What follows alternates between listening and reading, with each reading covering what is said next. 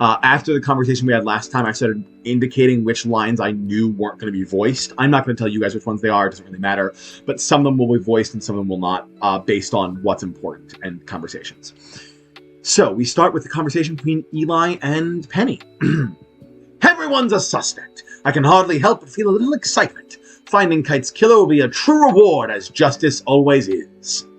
Yeah, it's going to be important to keep track of everyone in town. That map you acquired from the Stone Harbinger should assist you then. It should show you the location of everyone you've ever met. Second.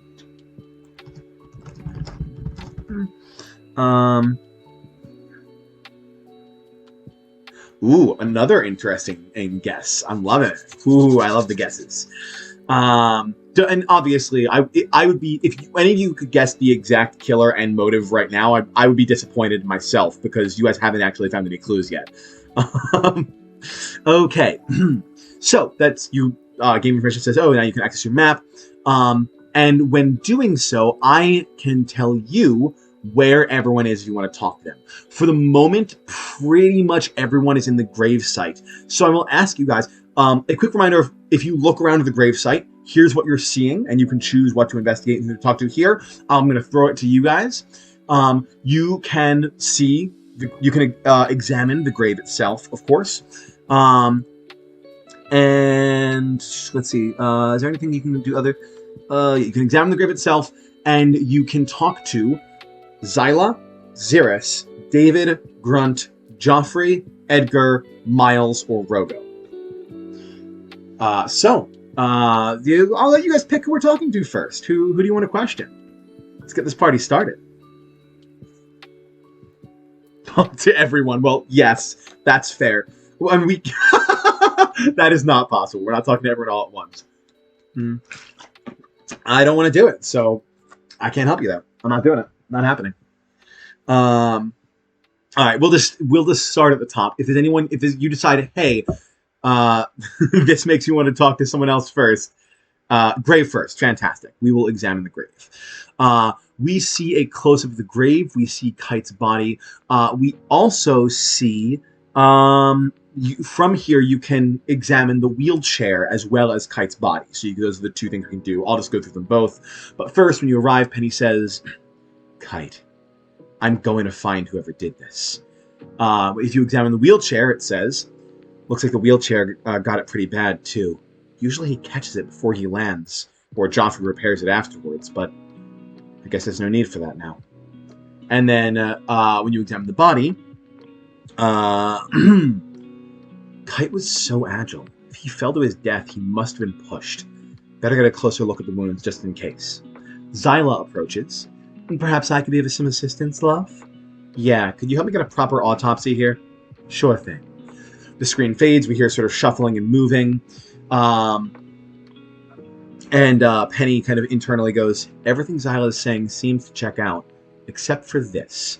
When the screen comes up, we see Kite's hand, which has a stab wound on it. Barely visible, but because it's been scraped, you can see other sort of like scarring and scratching from the fall, but there is a clear stab wound through the hand. What about his hand? Here. It looks like he tried to grab a branch and scraped off some flesh. No, here, see? The scrape can be wide, this cut is narrow, and we see a shift as we see the other side of the hand. It goes all the way through. Goodness, I'm rusty. I would have missed that. That does appear to have been caused by a small knife of some kind. Acquired clue, stab wound. And then that seems to be the only thing out of place. I should let Kite rest. And we are forced back to the gravesite. What do you guys like to do? Interesting. The first clue, a stab wound. Sorry, I just became Joffrey for a second. Joffrey is the voice I take on when I get really excited. I'm just gonna, unless anyone has someone that they're like definitely want to talk to first, I'm just gonna go ahead and keep plowing to Zyla because she's right there. I'll just do that. Again, chime in at any point if you want to change my course. Until then, I'm going to autopilot it. A moment of your time, Zyla? Of course, love. Oh no, did I not do this the first time? Oh no. Yes, it is. It could be worrying, couldn't it? I totally forgot to put for the second act. I have a list of all the questions you can ask at the top, and this one I didn't do that, so this might take an extra second. I'm gonna have to go back and do that. Let me make a quick note.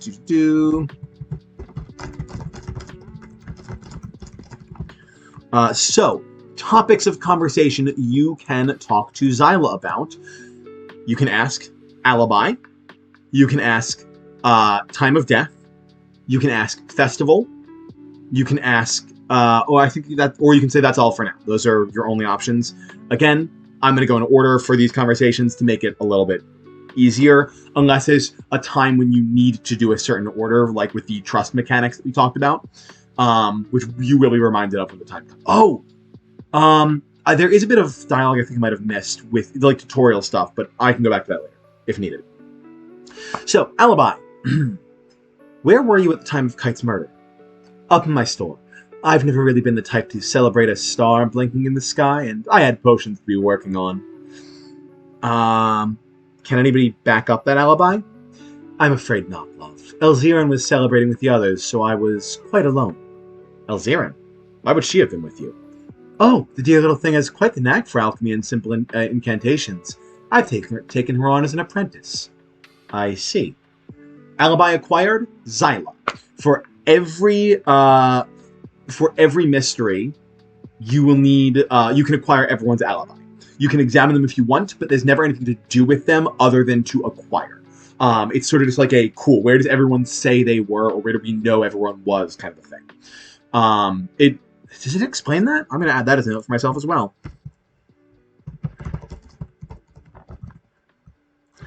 Man, we are 2 minutes into the actual read, and we already have like so many notes for myself. That having that bit of conversation adds a new bit of dialogue called lack of alibi.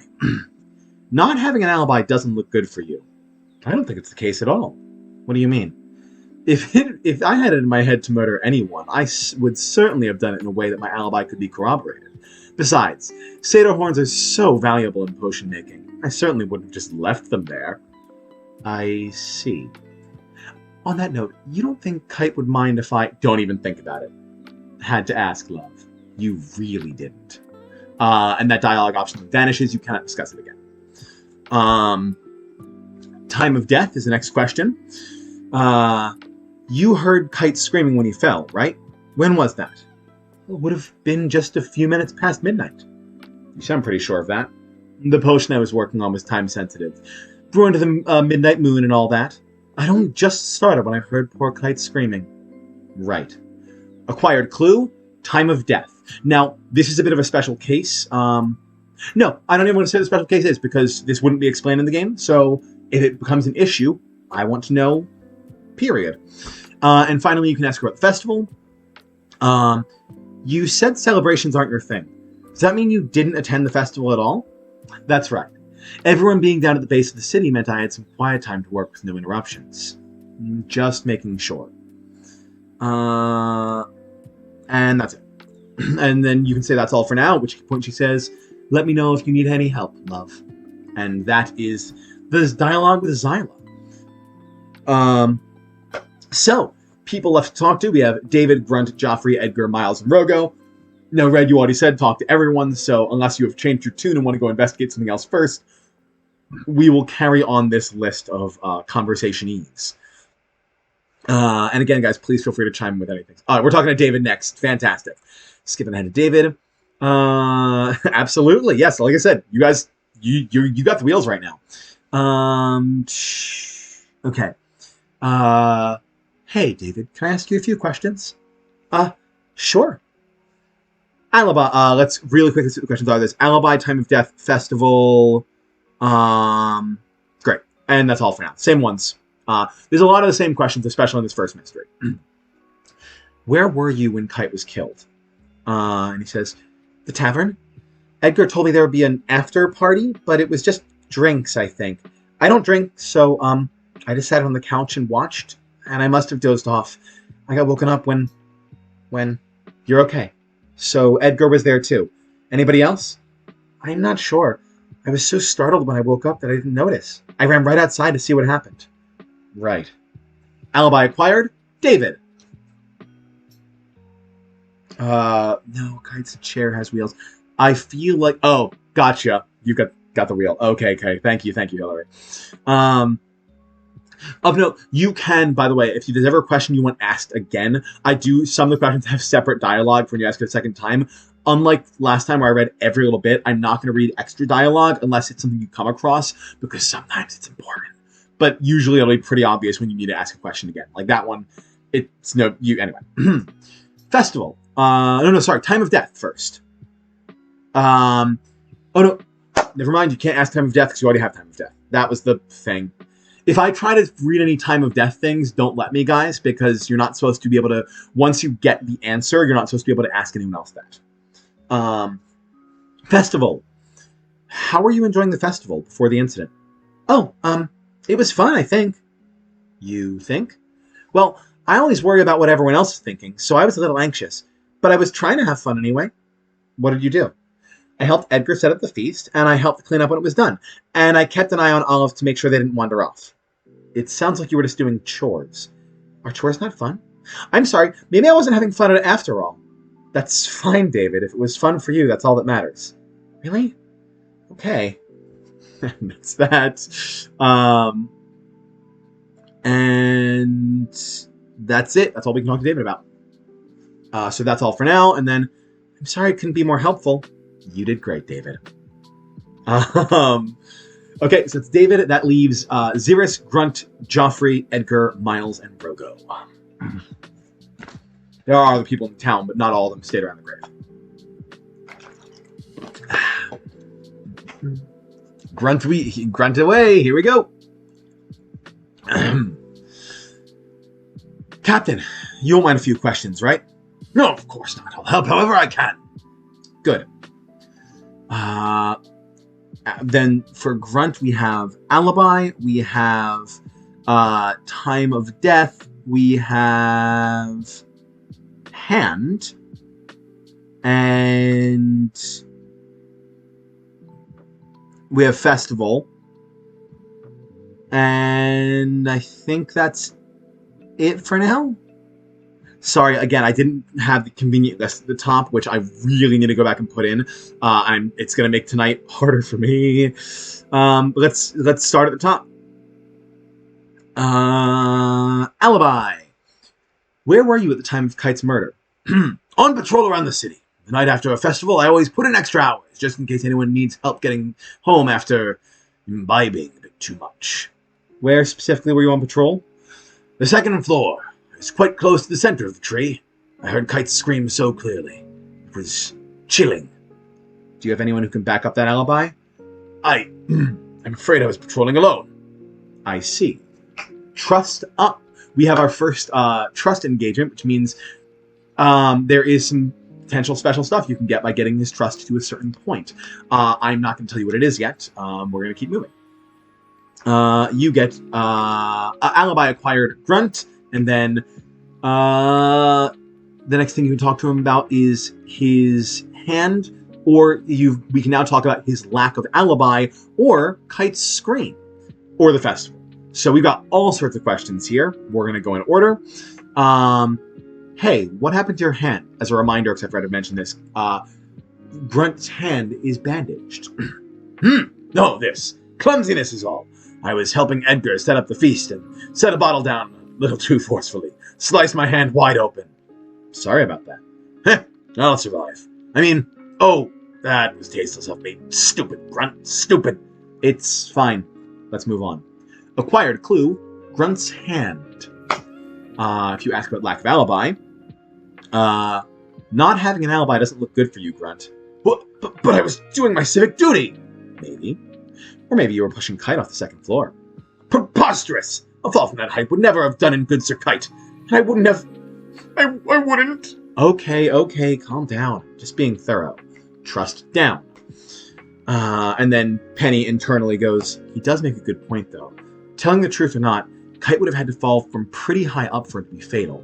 And the third floor is so narrow that he would have just fallen to the second. That means... Oh, hang on. I'm taking that line out entirely. He does make a good point, though. Telling the truth or not, Kite would have had to fall from pretty high up for it to be fatal. That's it.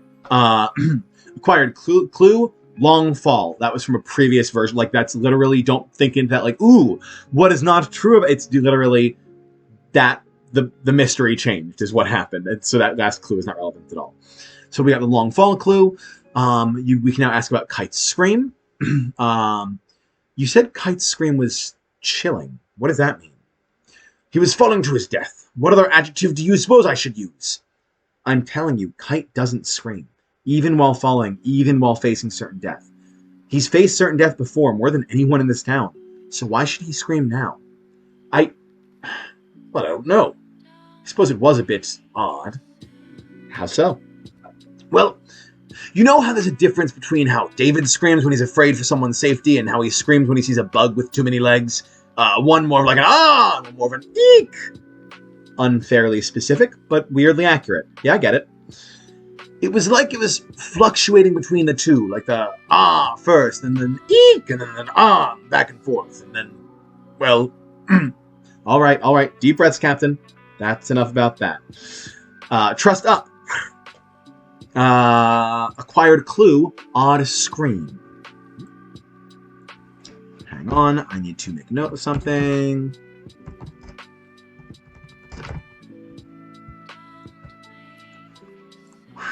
Catching all my little mistakes. And finally, we can talk to him about the festival. Before all this happened, what were you doing at the festival? Oh, all manner of things. First, I helped Edgar get the food and drink set up, and then Then you what? Well, I stood watch. I had to make sure everyone was safe, of course. Safe? It's Merryroot. Until now, nobody was ever really in danger. Well, someone could have ate too much food and choked. Eaten too much food and choked. Never know when some medicinal help could be needed. And then internally, there's clearly something Grunt isn't telling me. Maybe he doesn't trust me enough. And that's the early game clue we get of this is the one we need to revisit when we have a higher trustometer. And then Eli chimes in, if you feel you need to gain more trust, you can always converse with the suspect later. Their trust vial will reset whenever the conversation starts anew. Or, to speed things up, select the reset icon in the corner and press primary. I know we are changing this, so Eli will not be giving game-breaking tutorial dialogue. I will phrase that in a way that is actually in character. So I'll change that for later. But suffice to say, even if we had talked to another person first where there was a trust thing, that goes wherever the first like trust-based conversation comes up. So basically it says you can leave the conversation, come back in and choose all the right options, and it will mark off which ones are there. It's the tutorial bit I skipped. For the sake of tonight, I'm not going to make you guys memorize which ones are which, especially because the game will tell you. It literally says next to a line, it'll say T plus or T minus based on which options give you more trust and which ones give you less. So you can exit out, go into the conversation, pick the right options, and then hit it. Or what you think are the right options, if you think you need more or less trust to get the result. And then after he gives the tutorial dialogue, Penny goes, good advice, if a little on the nose. I exist to be on noses. Was that your idea of a joke? Indeed! A for effort, Eli. And that is all from Grunt for now. The last thing we can say is that's all for now. And he says, very well, at your disposal. But for the sake of ease, unless you guys would like to go to talk to someone else first, we can go back and I believe get all the trust we need for that thing. I don't think there's anything we're missing. Mm-hmm. So let's do that while we're here. But if you talk to him again, you get a different dialogue of, excuse me, Captain, I have a few more questions. Go right ahead. So you need to talk to him. And again, some of these are like when you ask Alibi again, he says, remind me of when you where you were at the time of Kite's murder. And then it just repeats the dialogue. Trust up. And then you skip over the lack of alibi, which is what brings the trust down, and go straight to Kite's scream. He explains that again. And At which point you get the trust up, and that is you'll see the vial fill, that is trust max, at which point we get, when you talk to, about what he was doing at the festival. Oh, all manner of things. First, I helped Edgar get the food and drink set up, and then then you what? I joined in for the star hunt. That's nothing to be ashamed of. I should have been watching carefully. Maybe I could have seen suspicious activity or somehow predicted what would happen to... Hey, Grunt, this isn't your fault. You couldn't possibly have known this would happen. Thank you. Eli, unless he is the murderer. Not now, Eli. What is that? Nothing. Forget it. At this point, you can't get that option again, but we do acquire the clue Star Hunt, which you can now ask him about. And of course, asking about Star Hunt is... So, you took part in the Star Hunt. Did you see anyone else? Oh, of course. We had quite the go of it, I tell you. Even Olive joined in the fun. Wow, that's a surprise. Good for them. Who else? Some of the newcomers that you sent to town. Elziran, the witch girl. Rogo, though come to think of it, he did more shouting than searching. And the quiet girl. What's her name again? Miles? Miles! Quiet maybe, but I tell you, she has a competitive side. Raced me for one of the star fragments. Nearly beat me to it, too. Glad to know they're all acclimating, at least. Well, Calaton set out, of course. Not quite nimble enough for it. And then I think I saw Edgar and Joffrey played as well. I'm not sure about Joffrey, though. He turned invisible. I just saw star fragments vanish from time to time. That does sound like him. Anyone else? Nope, that was all. All right. I don't know if that information will help, but we'll see, I suppose. Thank you, Grunt. And you can't ask him about that again, but you do get the clue Star Hunt information. Which is, if you... Oh, by the way, guys, if ever you were curious about a clue, you can examine all your clues in the inventory. So if there's ever a clue you're like, excuse me, tell me more about this clue, please. And I will happily do so. Or if you need to review the clues you have so far, I'll do my best for which ones you've got. I'm not writing it down because I'm trying to stay focused on the script. That is all for Grunt. So that leaves Xeris, Joffrey, Edgar, Miles, and Rogo. Who we got next?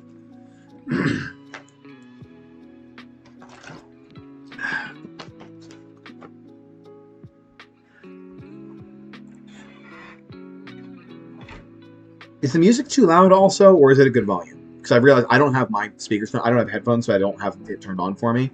But just when you get a chance, let me know if the music's too loud, and I can turn it down.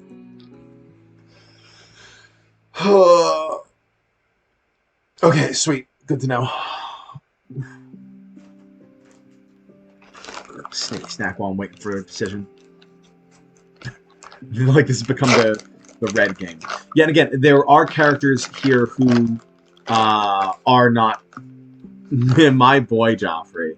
There are characters here who are not necessarily in the gravesite, so if you're missing someone, you can check the map and I'll tell you where they're at. Okay. Joffrey. Hey, Penny. Wish I could be a little more jovial about your return. I'm sorry for your loss. Seriously. Thank you. I appreciate that. You said you'd help me find whoever did this, right? No doubt. Anything in my curses, nothing in my curses I can't help catch a murderer. Then you won't mind answering a few questions? Ooh, I'm a suspect. That checks out. Fire away, Inspector. And we can talk to him about, alibi. We can talk to him about festival. Is that really it? Alibi, festival, Star Hunt. Star Hunt is on the list now that we have the clue. Or that's all for now. Is there anything else?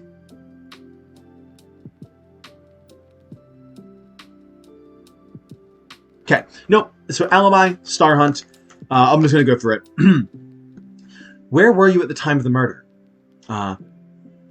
Ooh, the alibi question. This, this is gonna look bad, I guess. I went for a few drinks at the tavern right after the festival, but left pretty quickly to get some fresh air. That's it?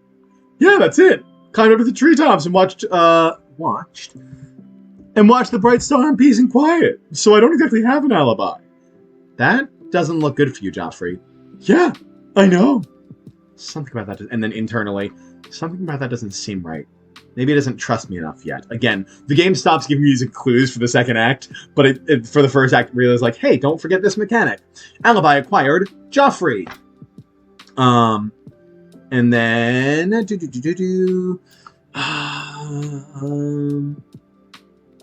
festival is the next thing. Before the incident, did you attend the festival?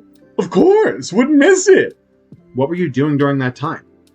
Ooh, trying to put together a timeline of who was there to see if anyone's story doesn't line up. Smart. I like your detective work. Less flattery, more answering the question. Sure. Well, I ate a lot of food, drank some wine, told some bad jokes, and then jumped into the star hunt. Sounds like a good time. It's always a good time with me. And then asking about the star hunt. Who else took part in the star hunt? Oh, lots of people. Some of the new guys who sent back here, Olive. I was mostly just playing to mess with Edgar. What do you mean? Oh, following him around quietly and picking up star fragments just before he did, so it looked like they vanished. That kind of thing. Do you have an issue with Edgar? Oh, no, that's just how we flirt. Sure. Trust up. Updated clue, Star Hunt information. So you will see clue updates sometimes. And again, that just means if you check in your inventory, they'll have a different text as you learn more about a certain clue.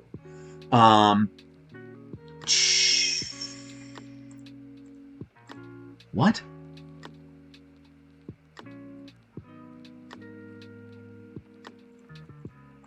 I don't understand the own note I left for myself, but I think you can ask about Grunt's hand now, because we've asked Grunt about his hand.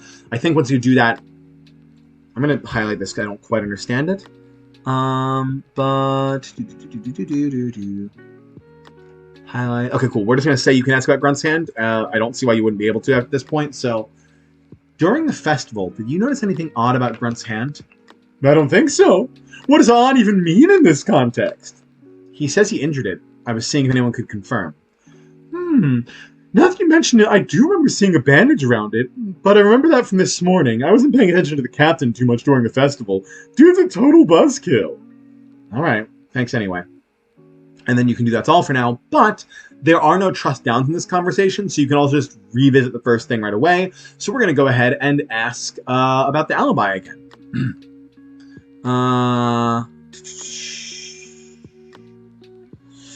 I'd like to revisit where you were at the time of the murder.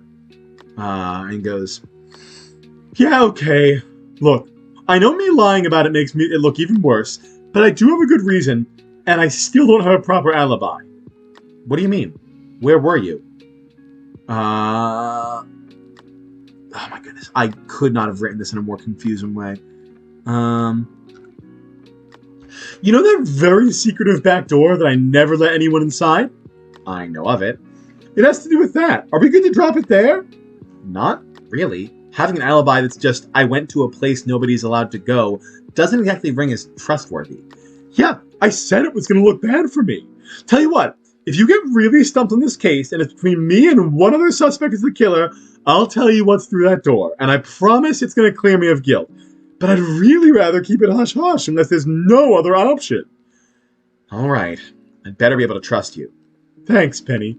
I owe you one. Alibi updated. Joffrey. You cannot ask that question again. That question vanishes from the list. And then that's all we have to talk to Joffrey about. So we get a that's all for now. And he goes, let me know if anyone's ass needs kicking. And that's the end. Which leaves us now with Xeris, Edgar, Miles, and Rogo in the gravesite. And of course, anyone else in the town will just need to go somewhere else to find them. I also want predictions about what's behind Joffrey's door. Now, I'm not going to say anything else. I will be saying nothing. I want predictions about what's behind Joffrey's door. Absolutely, Griff. We will talk to Xeris next. Also, no, because you don't know. If you know what's behind Joffrey's door in D&D, don't say anything because it's similar but not the same. If you don't know what's behind his door, guess all you want. It is concerning, isn't it? That's the point. Man, so I love this game. Which is a good thing to feel like a game. So let's talk to Lord Xeris. I have a few questions, Lord Xeris. You can drop the Lord, Penny. Depending on how this little chat goes, I might. You can talk to him about Alibi. You can talk to him about Lady Nyren. You can talk to him about the festival, the Star Hunt, or that's all for now. So, in order. Where were you when Kite was murdered? When Kite fell, I was in the tavern, drinking. The festivities had ended night? Hello? Yeah. Goodness, I wrote this in a really confusing way. Oh, good. You will find out at some point in this game. The festivities had ended for the night. I was more than content to get wasted and pass out. Who else was there? Edgar, of course. Joffrey came in for a little, but he left when he heard the scream. But left before we heard the scream. And I believe David was sleeping on the couch, but I wasn't paying too much attention to him, so he may have woken up and wandered off. Got it. Thank you. Anything else? Alibi acquired Edgar. Alibi acquired David. And Alibi acquired Xeris, of course. Why do I somehow didn't write that one in?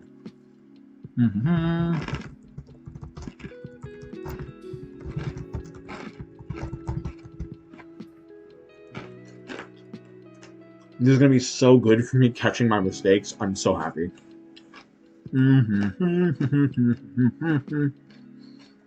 Sorry, I have to go buy a snack. You can ask about Lady Nyren.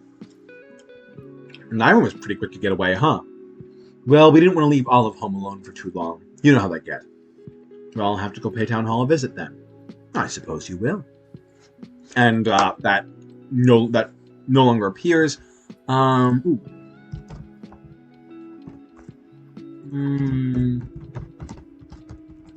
There we go. And festival. What were you doing at the festival before the incident? Usual festival stuff. Drinking, eating, being merry. That's it? Do you need more to enjoy a festival? There was a star hunt. There was a star hunt going on, but it's not really my speed. I'm not as young as I used to be. You don't reacquire the clue star hunt. So, asking about star hunt. Did you take part in the star hunt? I'm not sure how that's relevant to your investigation. Just answer the question. No, I didn't play. It's not really my speed. I'm not as young as I used to. Oh, can you not do this? Oh, sorry, you can't ask that because it's a repeat of the previous information. It vanishes once you ask the previous thing. That's all for now. I'm going to head up to the town hall, then. Knock if you need anything. And Xeris leaves the gravesite, which now only leaves Edgar, Miles, and Rogo. We'll go in order unless anyone has a specific person they're dying to talk to. Yeah, I'm just going to keep going. We got a lot of ground to cover tonight. Questioning Edgar. Hey, sweetheart. Hi, Ed. Can I trouble you for a couple of questions? Pen, I know how much Kite meant to you. You know I would never have done anything to hurt him, right? I know, but you might know something that helps lead me to whoever did. Sure. All right, then. Lay it on me. We can talk to him about Alibi. We can talk to him about the festival, the Star Hunt, Grunt's Hand. Am I wrong? Can we not ask about Grunt's Hand yet? I'm going to keep doing it because I don't see a reason why, but I wrote a note here that's confusing me next to all of them, so I'm going to highlight it to check because I'm confused. Grunt's Hand, and that's all for now. So we'll go from the top yet again. Thank you, guys. Thank you for being here. I know this is not the most ideal way to experience this. Video game would be. But you guys being here to kind of like take us in this way really does help a lot. So, where were you at the time of Kite's murder? In the tavern, having some drinks, and serving them, of course. Serving to who? Xeris and Joffrey. David was there too, of course, but that sweet summer child still doesn't drink. And actually, Joffrey was gone a good half hour before we heard Kite. Did he say where he was going? Just that it was time for him to be getting on, in so many words. He was pretty cryptic as to why, but it didn't sound malicious. Got it. Alibi updated, Edgar. Alibi updated, David. And then Festival. Before the murder, you must have been pretty busy at the festival, yeah? Oh, always. You think I didn't trust a once-a-year festival to anyone else? I've been cooking and making preparations all week. The only one allowed to outdo me is me. Uh-huh. Did anyone help? Sure, lots of people lent a hand here or there. The only consistent helper I had was the good Captain Grunt. Did you get to relax once everything was served, at least? Or were you working the whole way through the festival? Oh no, once the food was out, I was formally off the clock. I even got to join in for the Star Hunt. And if you ask me about the Star Hunt, how was the Star Hunt this year? Oh. Oop.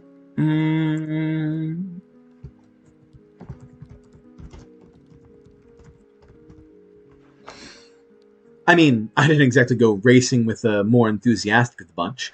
Just used it as an excuse to stroll around the city picking up rocks.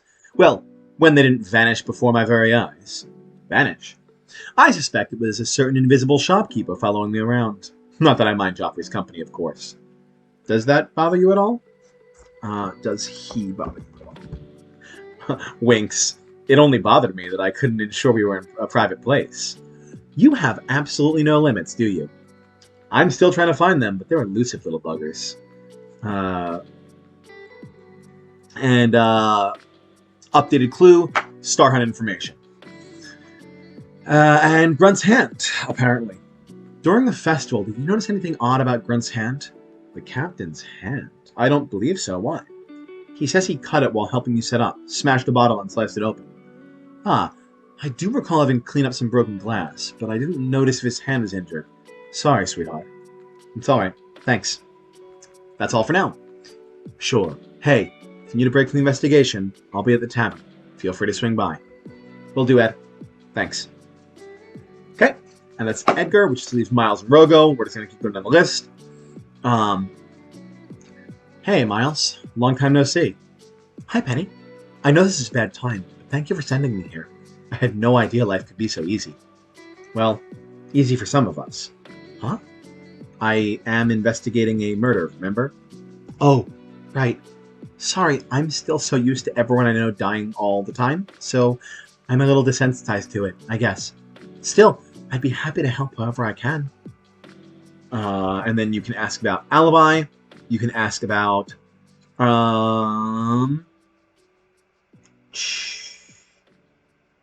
You can ask Miles about the on-screen. Oh, but only after alibi. Never mind. Cool. Wait. No? Is that not a... Can you not?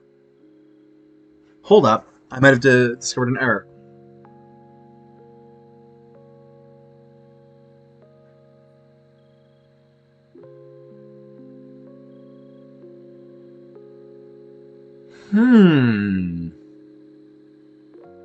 Oh, well, yeah, I need to actually... So for now, I'm going to repeat a clue. I'm going to let you ask time of death again, because it has some extra information in it. But I really should just add an option here to ask after alibi. An option should appear where you can ask about on screen, which you'll see why in a second. Because... Okay, great. Start with alibi. Where were you at the time of Kite's murder? I was in the temple on the 3rd floor. What were you doing there? Praying. I've come to enjoy the peace and quiet of the city, so after the festival I wanted to spend some time in quiet contemplation before bed. The priestess doesn't seem to mind. I see. And then you can talk about lack of alibi, which opens up afterwards. You know, it doesn't look good for you that you don't have an alibi. Huh? But I do. The priestess was there. I'm sure she heard me praying. Surely someone told you by now that the priestess never comes out of her meditation? Well, yes, but I thought that in the case of a murder investigation... I don't think so. Maintaining the sanctuary around Merryroot takes all of her focus. She hasn't stopped meditating in decades. Oh, then I guess that does look pretty bad. And then internally, if Miles knew the priestess couldn't come out of meditation, she never would have tried to use her as an alibi. I get the feeling she's telling the truth about that. Acquired clue, unbreakable meditation. I'm going to repeat time of death just because, again, I need to put in... Actually, no, I can just do it right here. Did you notice anything strange about Kite's scream? I thought you said Kite screaming in it was strange in of itself. It is. Still, would you mind telling me what it sounded like? Just a loud, prolonged scream that suddenly stopped. Interesting. Is it? Updated clue, odd scream. I'm just going to actually, while you guys are mulling that over, really quickly actually make this edit right now. Just going to copy this down.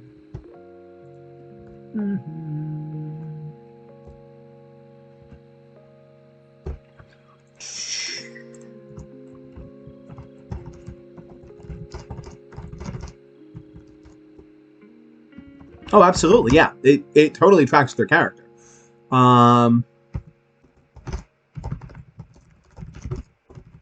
Great.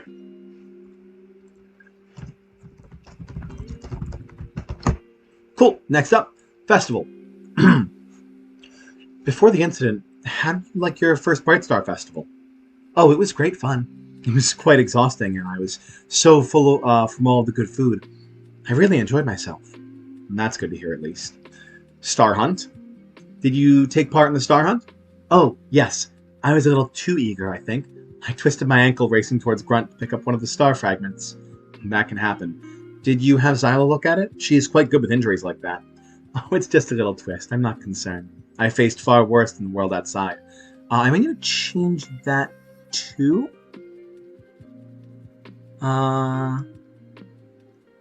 Maybe because she's done a lot of murders. A fair accusation, Hillary. Anyone could have done a lot of murders in this case, or at the very least one. A second. Making notes for myself. Grunt's hand. During the festival, did you notice anything odd about Grunt's hand? Like what? Like bandages, as if he had been injured? I can't say that I took note of anything like that. I see. Thanks. And that's all for now. Okay. Good luck on your investigation, Penny. And that leaves Rogo. Oh, God. So the benefit of being in a cabin right now is that I'm not going to wake anyone up. Hey, Rogo. I unfortunately... Oh, sorry. That's... Hey, Rogo. Penny! Hello! I know we have important things to discuss, but do you have any volume that isn't shouting? Yes! Yes. Sorry. I've been told by the people of the city that I'm very excitable, especially when I learn new information. I feel like I have to tell everyone! Oh, that's going to make this investigation. I think I actually may have upset the dogs by shouting.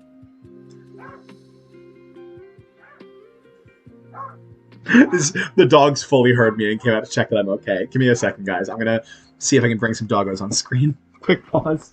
I'm sorry, guys. I won't shout so much. Hey! Teddy, it's cool. It's fine. It's just me. You want to come say hi? Come on, come say hi, Vinny. Okay. Come here. Come on. This is Vinny. Everyone say hi to Vinny. He's a precious angel. He's also a devil. He's a demon, and he will fight the other dogs. And it's actually problematic. Hey, come on, Dorothy, you're next. Dorothy, come on up. This little one is Dorothy. She is a diva. She loves being scritched. If I were to stop scritching her, she will quickly remind me it's time for pets. It's very consistent. Oh, she'll never leave. If I stay here, she will. So I'm gonna have to go ahead and sit right down. Teddy, your turn. Come on up.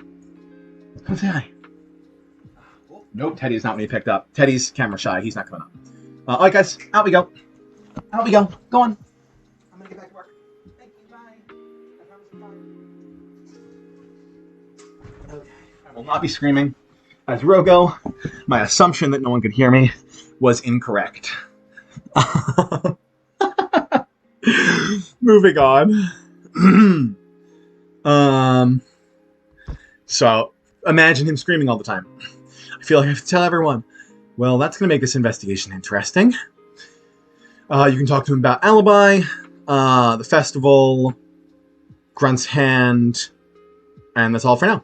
So, starting with alibi. Where were you at the time of Kite's murder? I was asleep. I was asleep in my house. On a festival night? Yes! The festival was dreadfully tiring. As soon as it ended, I went right to sleep. So you don't have an alibi. I don't have an alibi? I don't have an alibi! Okay, gods, calm down. It's fine. It's fine? Well, let's move past this, please.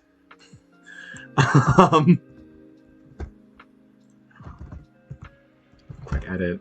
Alibi acquired. Rogo. Festival. So before the incident, what were you doing at the festival? Singing and dancing and commentating. Commentating? Yes, for the star hunt. You didn't take part in the hunt yourself. I took part in the only way I knew how, by loudly telling everyone what was going on at any given moment. Got it. And then updated clues, star hunt information, because we get more information on what he was doing. And then Grunt's hand. During the festival, did you notice anything odd about Grunt's hand? What? No. Should I have? Does Captain Grunt have a strange hand? No, nothing like that. But he says he injured it. I was wondering if you could confirm. Captain Grunt has injured his hand! The captain of the guard is wounded! Quake in fear! Oh, this was a bad idea from the jump. And then that's all for now. Penny has finished questioning me! Gods, please quiet down. Sorry! Sorry. And then internally, luckily, I can't get much information from him since he was asleep during the murder. Eli, unless he was behind the murder. I truly can't imagine him shutting up long enough to get away with it. But I won't write him off just yet. All right. And that was Rogo's talk.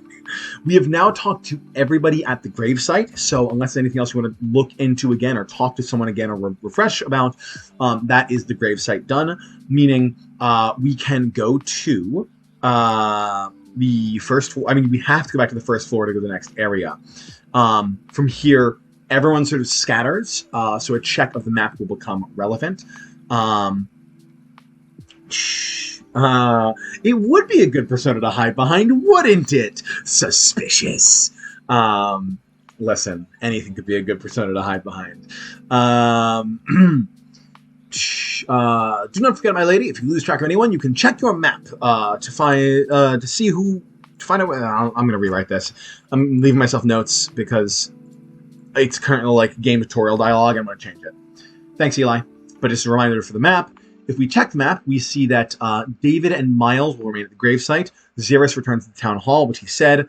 Nyron and Olive are also at the town hall. Grunt will move to be outside of the barracks and the prison on the second floor. Joffrey will return to his shop. Edgar, Cal, and Rogo are at the tavern. And Elzirin is in Zyla's shop, where Zyla has also returned to. Oh no, I'm so sorry. Can we confirm the scream wasn't from Rogo? That's an interesting question. I actually kind of like that. Let me, I don't want to make it a big deal, but I do want to put a line in here about that because, it's implied because he was asleep during it that he wasn't screaming. So I never really thought to look into it further as, if anything, and I can let you guys behind the scenes, not every clue is relevant. Some clues are red herrings, as I've said. That would be an interesting red herring if that's something you can pursue. So I'm going to go ahead and add a note to add that because I like that idea. Thank you, Griff.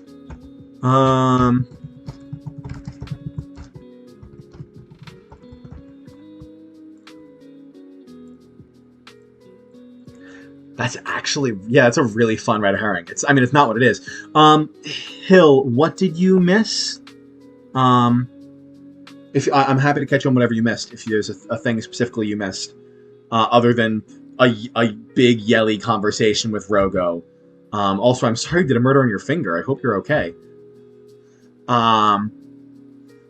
But long story short, if you guys want to check out an area now, if you want to look for clues around the tree, you certainly can. You can click. There's little things like if you click on the city itself, you get a little dialogue of just our very own sanctuary. It doesn't feel so safe anymore. Or if you look into the tavern, you can get Edgar should be in the tavern if I need to talk to him again, or if I need a drink. And that's really all you can do at the first floor. You can go up to higher floors. We can go into the tavern. Oof, yeah, that'll happen. I'm glad it isn't too bad. So the people we still need to, if you want to get conversations done first, you're very welcome to. The people that still need to be talked to are Calatum, Elzirin, Lady Nyrin. By the way, I'm going to change Elzirin's name at some point because it sounds too close to Eliezer and Lady Nyrin. It's a little bit of a mix of both, and I don't like it. But she's Elzirin for now. So we can talk to Elzirin, we can talk to Calatum, we can talk to Lady Nyrin. And it's unclear if we are able to talk to Olive or not, but she is upstairs if you would like to try to talk to Olive. And other than that, we can look around. Yeah, let's do some clue hunting. Sure. So looking around the first floor, again, since this is not a point and you don't have visuals, so I can't help, I'm just going to kind of direct you to clues whenever you wander to a new area. Let's see, just kind of going in order if you would find any clues. You can examine a couple of things in the tavern, but nothing that leads to any significant clue. Just that the kitchen... we'll get to that when we get to the tavern.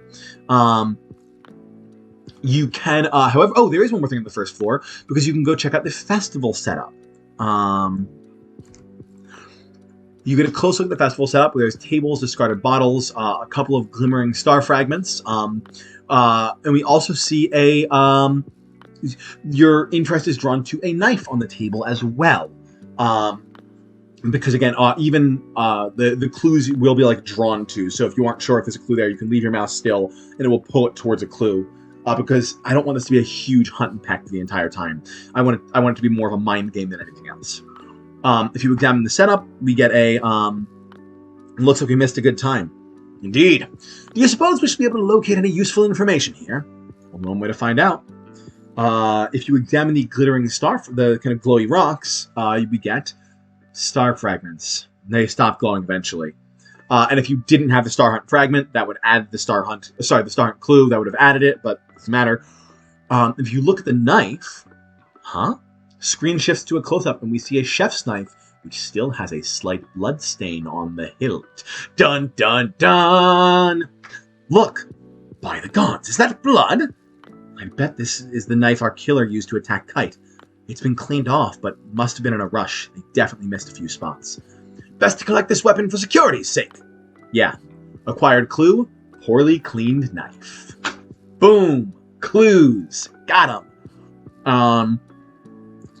Second floor is pretty normal. Nothing really out of place here, unless you would like to go into Joffrey's. Let's check out Joffrey's store while I'm scrolling through. You can talk to Joffrey again. There's not really any reason to, unless you guys think there's something you found you would like to talk to him about. But we can do, we can examine the back door. At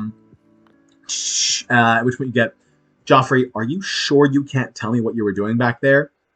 It would make it much easier to clear your name. My name's clean as a whistle, sister. Don't blame me if you're not a good enough detective to find that out in other ways. You were literally concealing evidence from my investigation. It's literally not evidence. You're a smart cookie. I guarantee you can figure it out without violating this one very specific boundary. There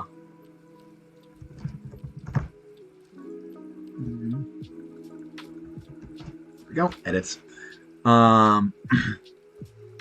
Maybe they are sloppy. Does that more or less? Does it implicate Joffrey more or less? I'm not going to get into it. And if you try to investigate the back door again after that, we just get a little, Joffrey, if you don't have enough clues to solve this thing, maybe it's because you're hyper-focused on an irrelevant door.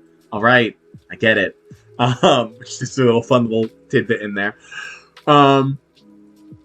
Great. You keep kind of going up, making your way up the tree. And on the third floor, we find some more clues.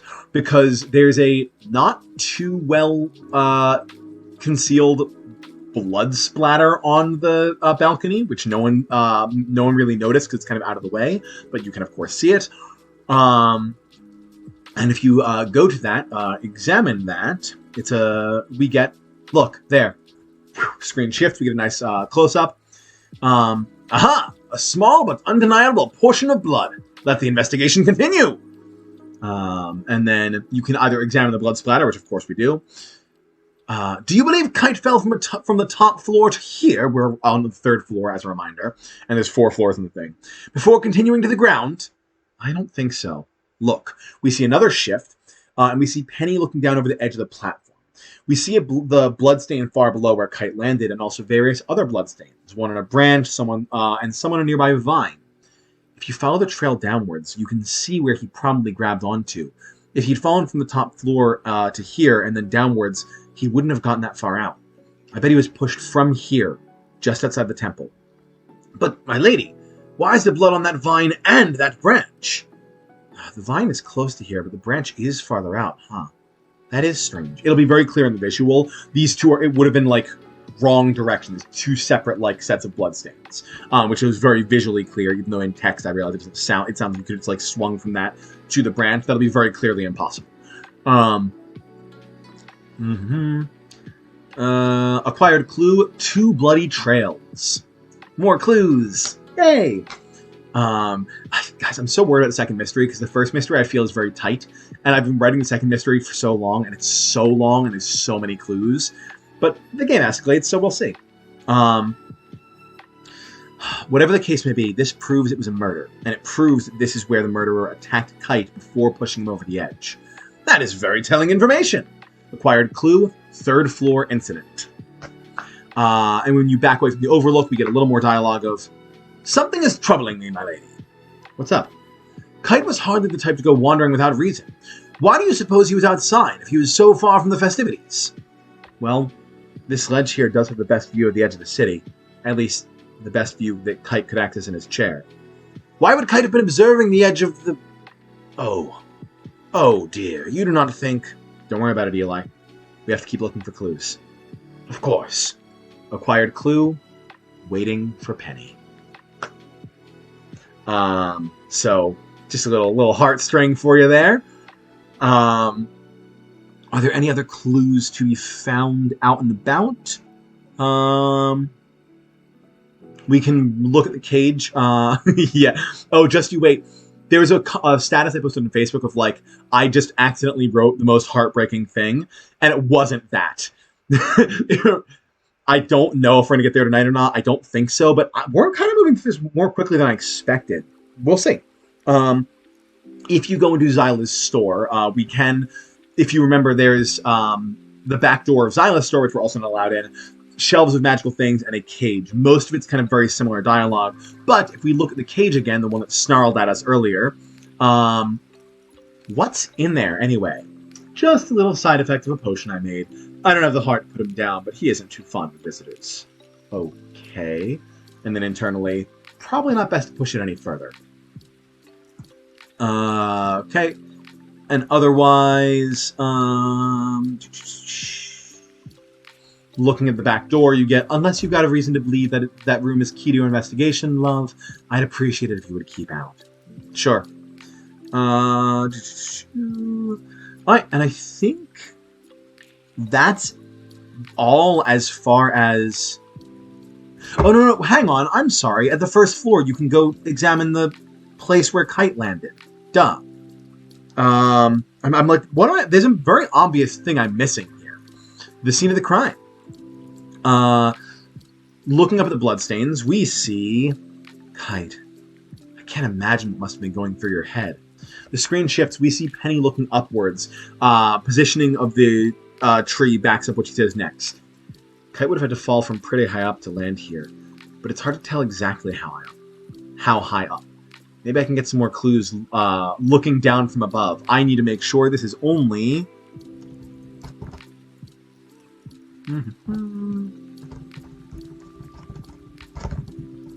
Only if we haven't seen the 3rd floor yet, otherwise this is repetitive. The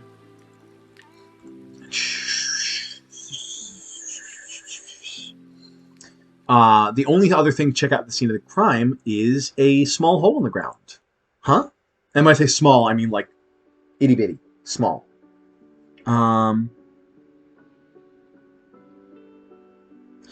That gets discussed a lot later, so not in this specific one, but yes, the fact that they both have secret back rooms that no one's allowed into is very much brought up later, Griff, so good foresight. Huh? Look at this. We get a close-up of that very little, very specific, a specifically stab-sized hole in the ground. Ah, good eye, my lady. This does appear most unusual. Looks like it was made by a knife. Perhaps the same knife that wounded Sir Kite's hand? Ooh, this needs to be only if we saw... Oh, sorry, you do have to investigate Kite's body. If you try to leave the gravesite before investigating Kite's body, Penny stops you and says, no, I should check at the body first. Perhaps the same knife that wounded Sir Kite's hand? Master Kite's hand. Sorry, consistency. Yeah, but he was stabbed in the hand. Why would there be a mark here? Perhaps the knife was still embedded in his hand when he landed and simply stuck here. Maybe. Acquired clue, falling knife. And that is now all we can investigate. That's all the clues we can see of the crime scene, and the rest is questioning and then examining our clues. So, the only people left to question are Nyrin, Alziran, again, gonna change that name, Olive if you can talk to her, and Calatin. So, my lovely players, who's next?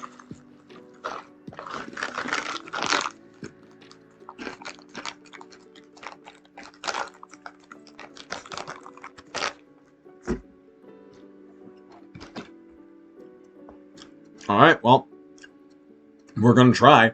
We'll see how it goes. Let's head up to the town hall.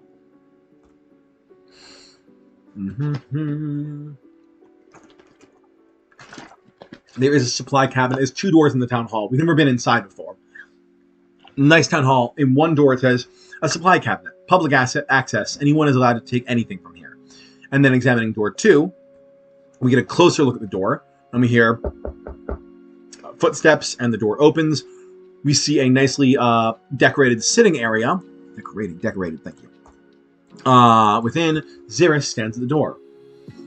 Oh, and there's 2 of those kind of like nameless guards outside as well, which you can examine, but nothing, just boring dialogue. Xeris, can I help you? Why is this? This should be...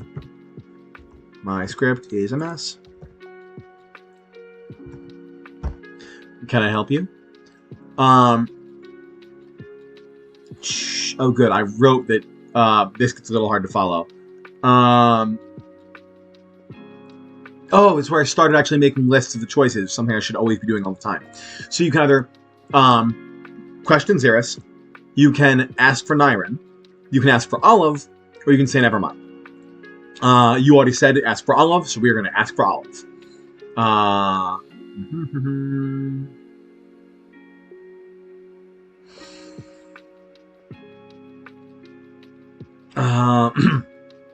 I'd like to speak to Olive. Why? I'm questioning everyone in the town. Olive is part of the town? Olive has nothing to do with this, Penny. No, but they went to the festival, right? If they saw something, anything suspicious, they could be of help. Fine, come in. And don't say anything stupid. The screen shifts to a hallway inside the noble residence, lovely paintings on the walls, etc. A simple, gentle white door with a crudely hand-drawn sign saying, Olive's room, keep out, on it, rests in the middle of it. Xeris stands by and watches, warily. We hear knocking again. What? Hey, Olive, it's Penny. Can I ask you a few questions? ... I'll be quick. I just want to figure out what happened to Kite. Is that okay? ... The door opens just a crack. I appreciate the lurk, Red. I will, in that case, obviously, Griff or Hill, feel free to jump in, but otherwise I will be autopiloting for a little bit, because Red's been very kind of guiding. Door opens a crack. We see Olive looking through with just one eye. Hey, thanks. I really appreciate your time. Whatever. And you can ask about Alibi, Festival, Star Hunt, and I think it's it. There's not even an option of that's all for now for Olive. Where were you last night after the festival? Here? In your room? On a festival night? I'm always in my room at night. And then Xeris chimes in from the side.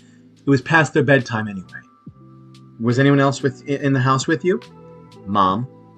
Did you see her after coming into your room? No. Okay, thank you. I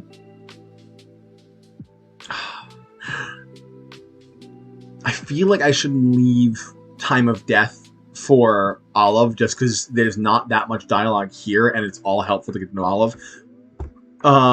I'm going to leave time of death even if you have it already because I think this is good.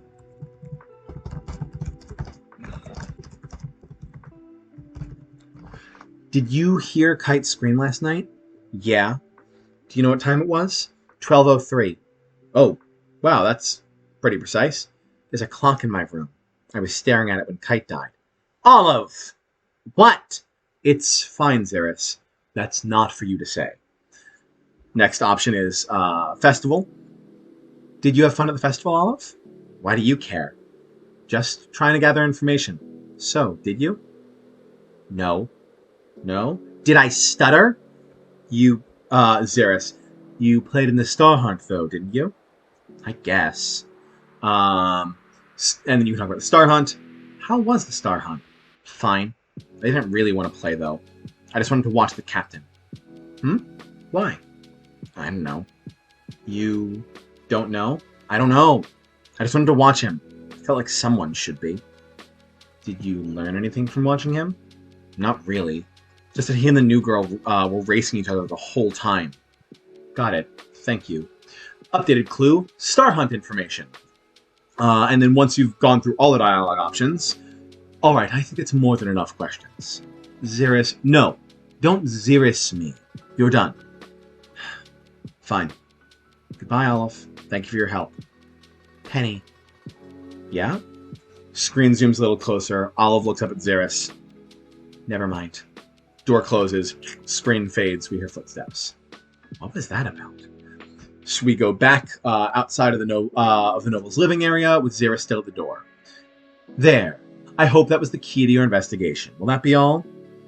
And then that's the... You do not get to question Olive again. If you ask, there's a little line of dialogue about how, like, I don't think he's going to let me talk to her again. So we do get that one questioning of Olive, which means the only one left to talk to are Elzirin and Nyrin. And since Nyrin's right here, I guess we'll do her next. Unless anyone wants to chime in and again say otherwise. I'd like to speak to Lady Nyrin. I'll go see if she's free. He leaves, we hear footsteps, and after a moment, Nyrin returns alone. Ah, Penelope. How are you faring on your murder mystery adventure? Better now that you're here, Your Majesty. Let's get this over with. We can ask her about alibi, time of death, festival, but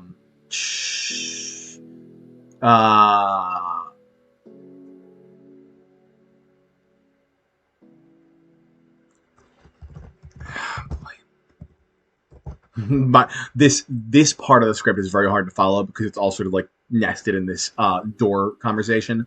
We'll start there. Alibi. Talking to Lady Nyrin about alibi.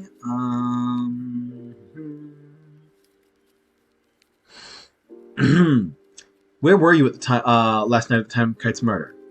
Nowhere. Kite wasn't murdered. He fell. Whatever helps you sleep at night, Lady Nyrin. Where were you at the time of Kite's death?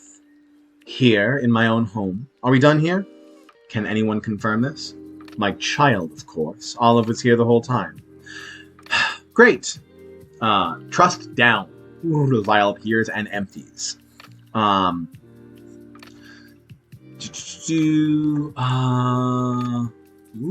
interesting. I may need to remove the mechanic. Alright, that's a note for Josh for later.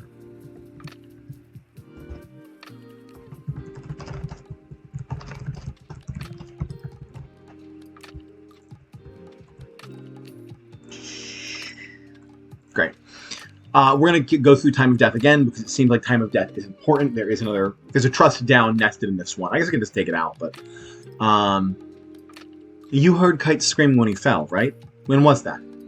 Like you haven't asked half the town this already. Don't you have anything better to do than pester me? I am so glad I'm wasting my time with her. Trust down. Did you attend the festival for the incident? Why is... Oh, God. Hang on. My script is doing something strange. Oh, so we're making small talk now. My personal life is none of your business. You left Merryroot. If you wanted to know about my life so badly, you should have stayed. God. Trust down. And a new option appears once the trust hits minimum, which is obstruction of justice. And if you choose that, you get... Lady Nyren, why are you so opposed to this investigation? You have to know how suspicious it makes you look. I'm not opposed to the investigation, Penelope. I'm opposed to you. I'm trying to run a city, raise a child, and keep a small handful of survivors safe from the horrors that are in the outside world.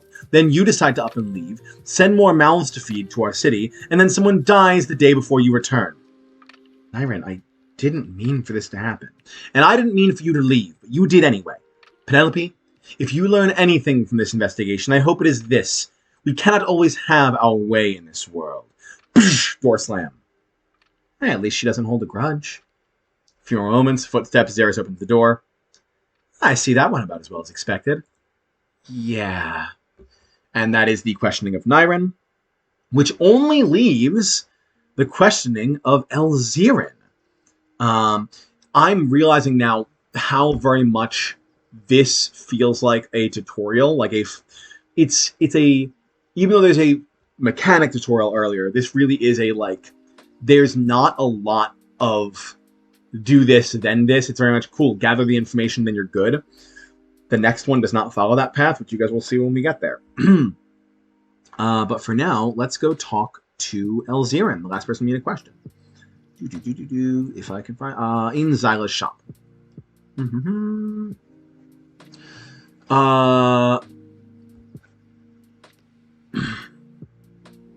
already talked to... Zyla. Cool, so... Hey, Elzerin. Good to see you again. Good to see you too, Penny. How's the shoulder? Fine. Potions you give me work well. There's still a scar, though. Yeah, that'll happen. Are you acclimating to the city all right? Yeah, fine. Well, apart from... You know. Zyla told me. Yeah, that's actually what I came here to talk to you about. Got time for a few questions? Would look pretty suspicious if I didn't, right? Right. Alibi. Well, I'm just gonna go. You guys know the questions at this point. They're all pretty straightforward for this murder. Where were you at the time of Kite's murder? I was out at the edge of the residential area.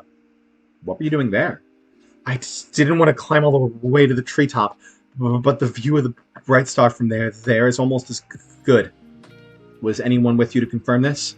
No. Wanted to be alone. Alibi acquired. Elzerin. And of course, lack of alibi question. Not having an alibi doesn't look good for you, Elzerin. What, you think I killed Kite just because I'm new here? No, I never said that. I just said, but you were thinking it. As if I kill someone after being welcome to the city. This place is my home too. I know that, but someone did this. Or it was just an accident. No, Kite was murdered. And if you want to clear your name, I'm going to need your cooperation on figuring out who did it. And that's a trust down moment.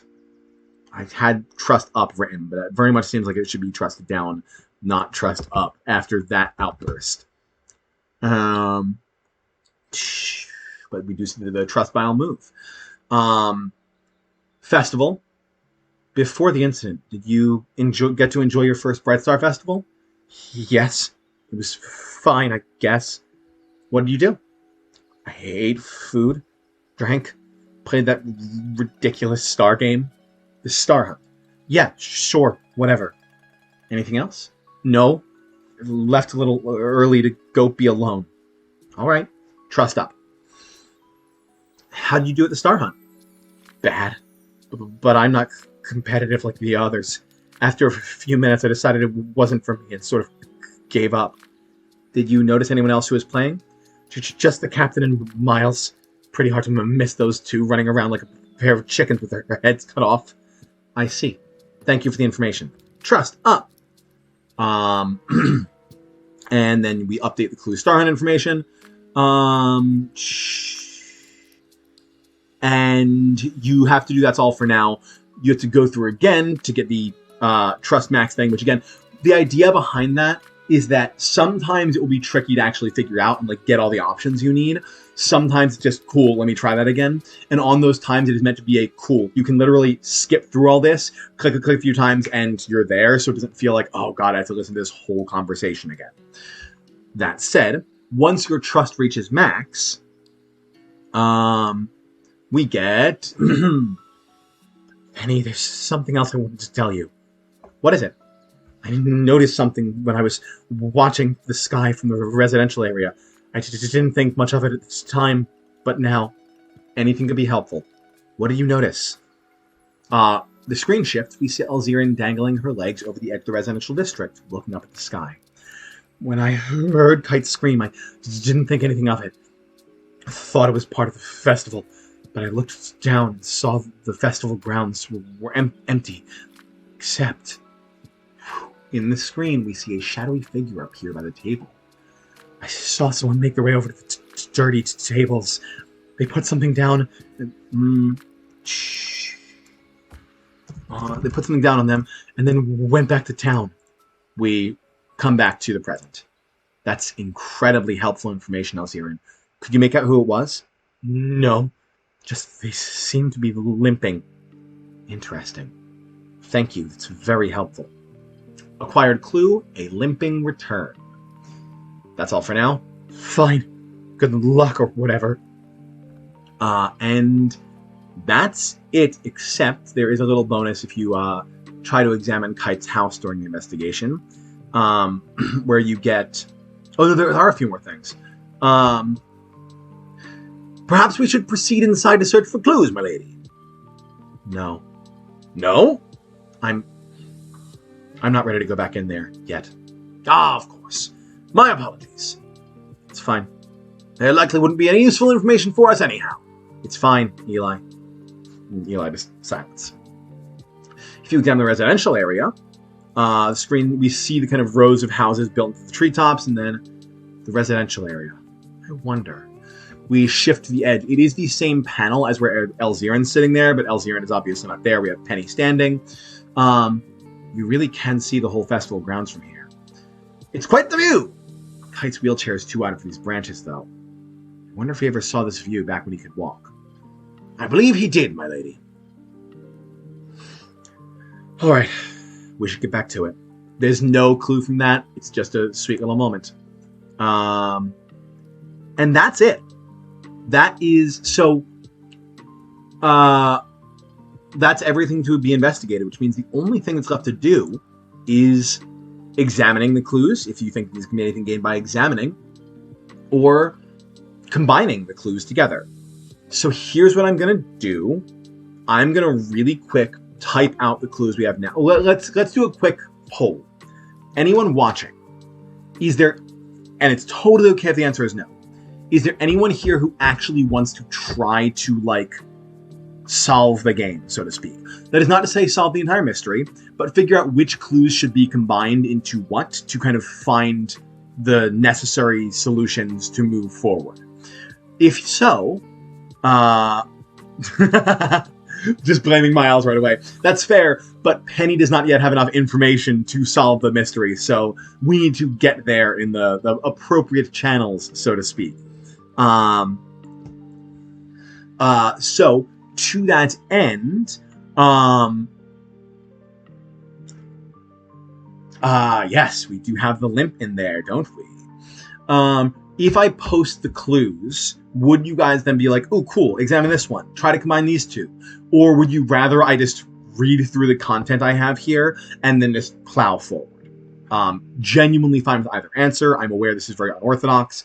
Let me know what you think, and then we'll do that, and whichever you guys choose. After that, we'll take a quick break, and we'll power through. I think we can get through the solving the case section, because why not? All right, we got one vote for listen. Anyone else? Oh, yes. Hanging with the cat. Hanging with the cat. Also, I have heard Miles as a theory. Does anyone else have a theory? If there's any other theories on the table, I would be interested to hear them. I do think that's totally fair. It will be it would be tricky in this format. I wish I had a better way. I think the way I could do this, or at least for the second one, is I could try, like, if I write out all the clues in a very quick list. Oh, I love that everyone's hanging with cats.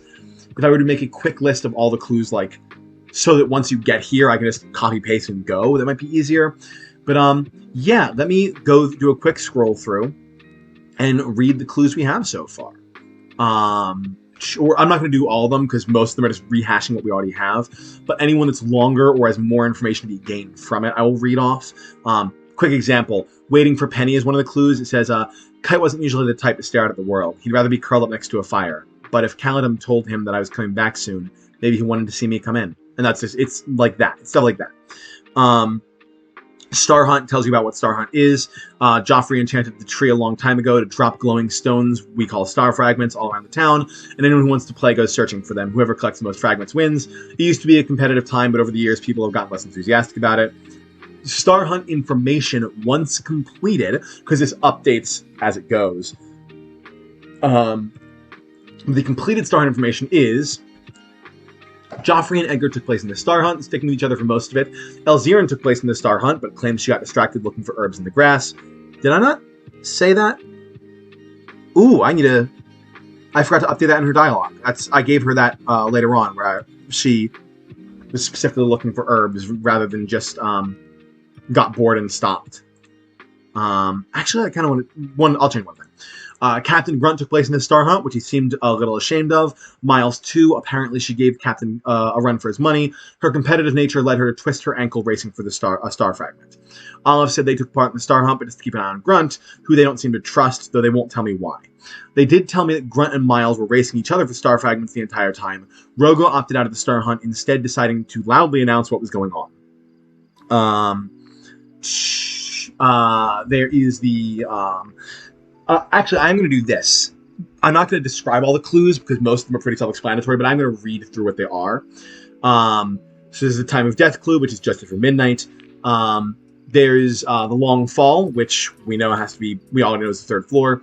The odd scream that Grunt heard, even though Miles did not report that. There is... actually, there's a little conversation there because Eli says, I concur that Kite would not scream, even in the face of certain death. So what was the purpose of this? Was he perhaps under the influence of some magic spell? Penny that says, maybe. There's the stab wound, which Eli just mentions. It also explains why Kite wouldn't be able to catch himself. If his hand was wounded, he couldn't. Usually, he'd be able to catch onto the vines, and if his hand were wounded, he wouldn't be able to. There's Grunt's hand. Grunt's hand is bandaged up. He claims because he put a bottle down too forcefully and sliced it open. But nobody was able to confirm this. There's the unbreakable meditation, which is Arya can't come out of meditation, blah, blah, blah, so she can't provide an alibi or eyewitness. But it seems like the newcomers to the town probably don't know that. There's the falling knife, which either means the knife was dropped from high up with Kite, or Kite had a knife of his own while falling. And the poorly cleaned knife, which is the knife the killer used to attack Kite. How did it get back to the festival grounds? Nobody noticing. Two bloody trails, which are the two different trails of blood descending the tree. And the third floor incident, which is Kite was attacking the third floor outside the temple. Finding out what happened there is going to be crucial. And where did this clue come from? I actually don't know if we have this clue yet. Please hold.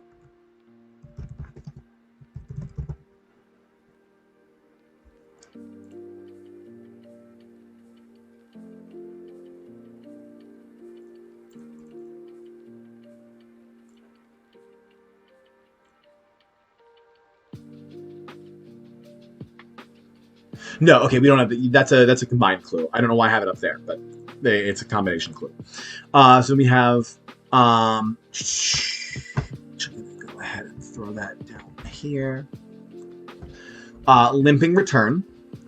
which is Elzirin seeing someone drop the knife off while limping. Wait, there is someone we didn't question yet. And I know because we get this clue from him, which is Calatum. We cannot conclude the mystery until we talk to our old man. So let's go talk to the old man. I'm glad I went through all this because I did not want to miss this. Hey, Calatum. Long time no see. Hello there, Penny, my girl. I'd say thank you for bringing me here, but it hardly seems like the safe haven you said it'd be. Yeah, about that. Alibi. Where were you at the time of Kite's murder? Up in my new house. I may not be used to having a soft bed yet, but the festival plumb tuckered me out so much I had no trouble getting right to sleep. Can anybody confirm this? Not unless someone was being a real creep show and watching through my window. And that unlocks lack of alibi. I'll be honest, Cal. It doesn't look good for you that nobody can confirm your alibi. Well, alright then. Better lock me up. What? Not like I was half dead when you found me with barely any life in my bones. I'm sure I mustered the strength to do a whole murder from somewhere. Cal, must have been the moon ale they had at the festival. Made me feel young again. Now, really isn't the time to be joking around, Cal? Yeah, well, it ain't the time to be accusing old men of murder either. Kite seemed alright. I wouldn't have hurt him. Got an old man code. We're not allowed to murder each other. Acquired clue, old man code, which is what I realized I'd missed this conversation for.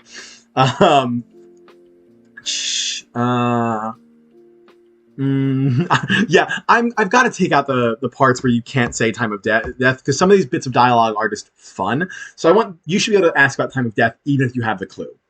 You just don't reacquire it once you get the actual one. You heard Kite screaming when he fell, right? I'm afraid not. Really? I gather it was pretty loud. Well, I was asleep. Didn't hear a thing, did I? A scream that loud wouldn't have woken you up? Oh, now you're making fun of my hearing, are you? This is harassment. I don't have to stand for it. And then Penny internally, I'm glad he's being so helpful. Festival. Before the incident, were you enjoying your first Bright Star Festival? Sure was. I got used to eating mushrooms that grew on the walls of that there Harbinger. So the stuff Edgar whipped up was something real special. Sorry I had to miss it. Did you do anything else of note? Yeah, now that you mention it, I did do something else. What did you do? Come closer. We zoom in and we get a nice close look. I drank a lot of moon ale. Helpful. Screen shifts back. That's all for now. All right, you take care now. So, had to get that one out of the way. Other than alibi, you don't have to have that conversation at all. Old man code, as you might assume, is not an important clue. But if you do get old man code, you do get some extra moments where you can use it as an option and just get funny looks if it's wrong, when it's wrong. Which I'll tell you that it's wrong for free. Fantastic. That's all the clues.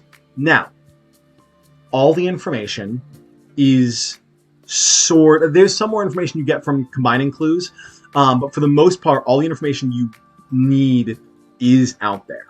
So, what I'm going to do is I'm actually going to take a quick bathroom break now because we've been going for more than an hour and a half now. We still have hopefully not much more than an hour left. I would like to do this reveal, maybe some of the downtime stuff, and then call it for the night. But if anyone has any theories, so I know Red already called his theory, her theory. How do I know this?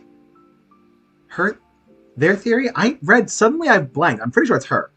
Her theory that it's Miles. If anyone else has any theories they want to pitch, I'd be interested.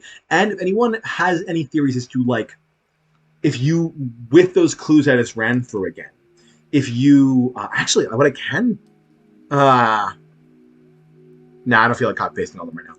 If anyone has any theories they would like to I thought so. To call out now of ooh, I think this is how they did it. I think this is why they did it. There are hints in there. It will be revealed, of course, and the player does not need to know them in order to begin the solving of the case. But if anyone has those theories, I'd be interested to hear in this lacking visual medium, lacking the kind of cohesiveness of a real thing, if anyone managed to put together any of the facts, if not the full story, for this mystery. more than just like, oh, this is the killer, but also like, how did they do it? Why did they do it? What exactly happened? So I'm going to go to the bathroom. I welcome any and all theories until then.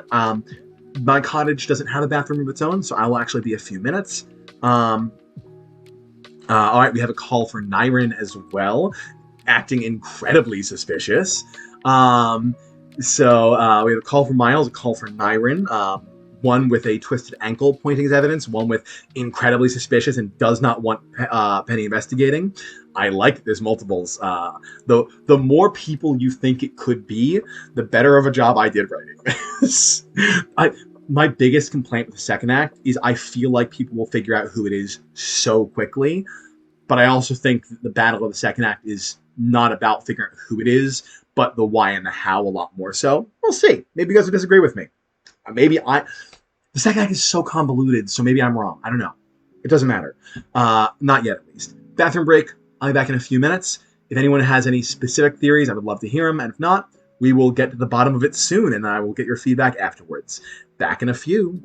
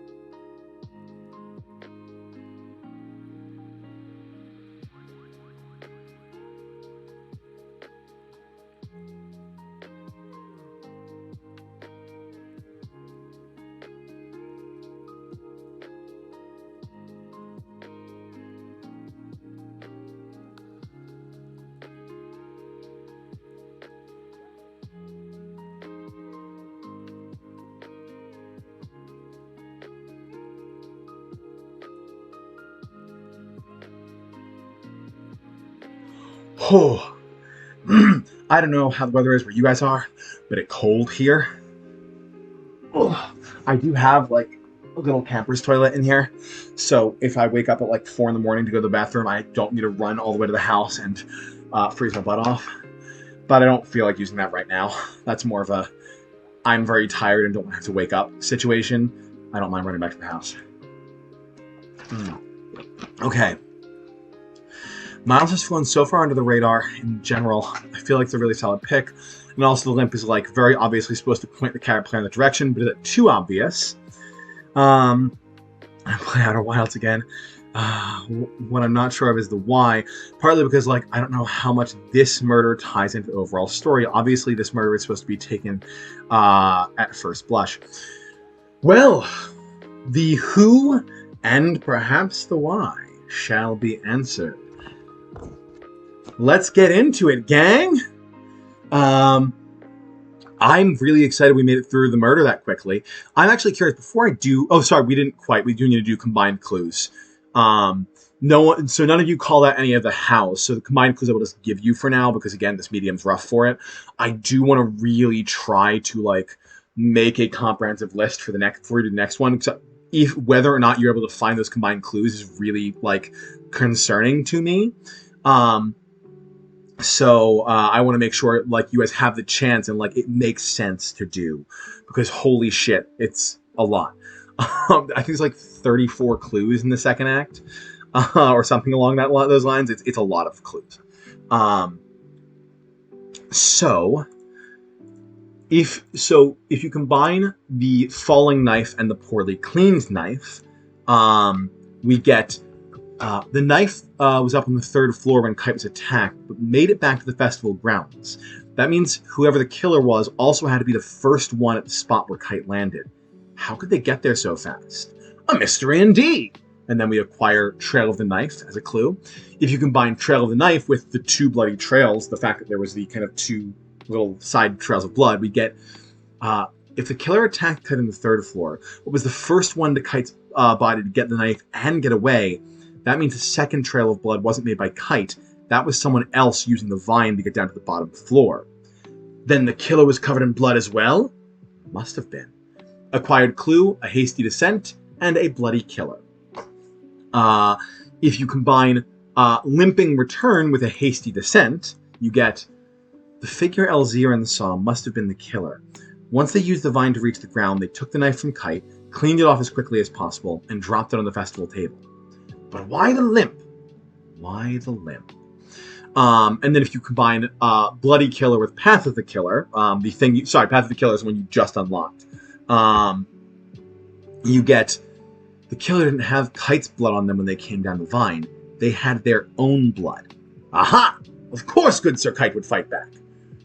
Which is also why the killer was limping. That could be hard to track down.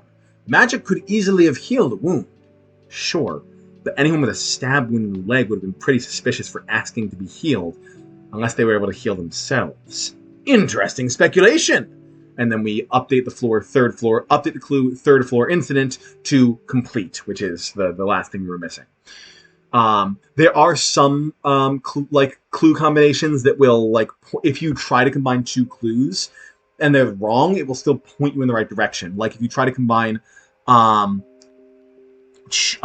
of death with two bloody trails, it will give you, I wonder if these trails were made at different times. That seems unlikely, my lady. This seems to be the result of neglect on the killer's part. Had they time between the incident, they likely would have been far more cautious. You're probably right. So it's like things like that. All right, so we have a guess for Zyla. I'm curious, Griff, why does it have to be Zyla for a minute? Tell me more.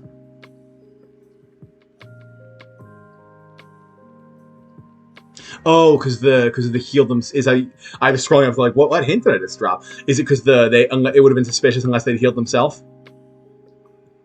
That is a fair thing. Yes, a fair realization. So once all that's done, again, I wrote down. I literally have. I'm not going to go through all of these because I have 2.5 full pages of if you try these two combinations and nothing happens. And it like gives you the like dialogue for each one. So I'm not going to read through all that. I'm going to spare you those 2.5 pages. and I'm going to go right ahead. So once you have all the alibis and a couple of key clues, yes, we got that, we got that, we got that, we got that, and we got that. Then a little button appears in your inventory where you can solve the case. If you remember from the tutorial, it's always up to the player when to solve. So if you want to look for more and get more dialogue and stuff, you absolutely can. But we now have everything we need to solve the case. So let's dive into it. We see what I'm going to call the contemplation screen, which is what we will see before each solving of the case. It's Penny standing alone, eyes closed, sort of looking contemplative, no background. Have you figured it out, my lady? Almost.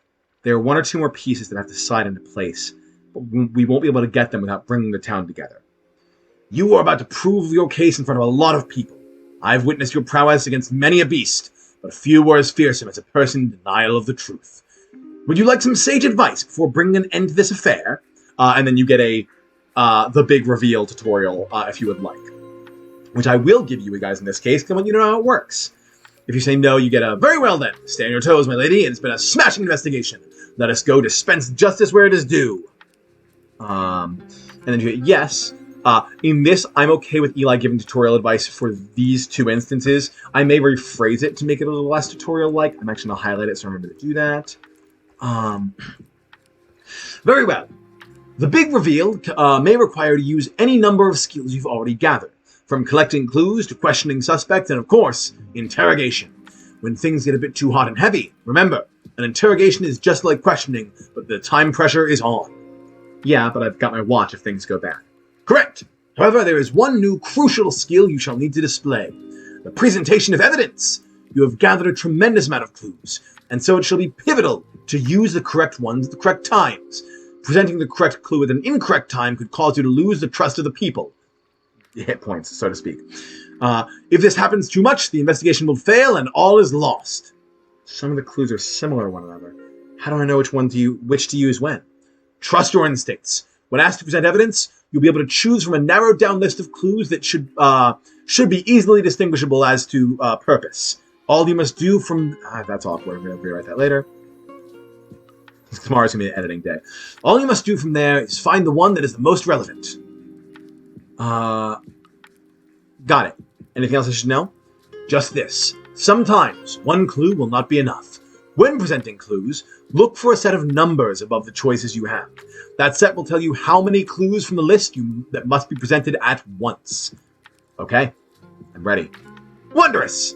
And then it goes to the Stand on Your Toes dialogue, dramatic music, whooshing sound, smash cut. We find ourselves in the town hall. Sitting and standing about this kind of big, long table with a bunch of chairs. Everyone is sort of like in a different pose. Olive is not there, of note. We see a vial up here on the top right of the screen. This is Penny's trust vial. Whenever you fail, the trust will go down a little bit, and the vial will lower. As that a few correct instances in a row will raise it again, and if it hits the bottom, it shatters. We see the watch activate. We go back to the beginning of the trial. Part 1, the big reveal. I'm going to need to say who's talking, because everyone's talking during this. Some of the voices are pretty clear, though, so... Right ahead! We are gathered here today at the behest of Miss Penelope Knifewit. Knifewit claims that the death of Kite Righteous was not an accident, but the murder of the first degree. Now, Lord Xeris. That's quite enough of the formalities, Captain. But let's just get this over with. Penny, we'll start with the obvious. You say Kite was murdered. How are you so sure? And don't say because Kite wouldn't scream. You don't know how he'd act when he was about to die. He's never been about to die around you before. And Eli also says, if you fail to recall specifics about a clue, you may return to your inventory at any time to reacquire any necessary information. Do you guys want to try to play this at all? Because they're actually, for instance, I can do this. I can copy this in right now. Is it going to keep the format? No, it's not. Hang on. I can do this really quick. Of those two clues, which two would you say are relevant to Xeris' question of how can you prove this was a murder? So you would pick two of those, and if they are the correct choices, I will give you the next thing. Or I can just keep reading. That's totally up to you as well. Though there are little special nudges if you pick the wrong ones. And also special dialogue if you pick the wrong ones. Certain wrong choices have dialogue that goes with it. Stab wound and poorly cleaned knife. Let's see what the answer is. I don't actually remember. That is not correct. Wait, am I looking at the wrong thing? Did I write the wrong thing?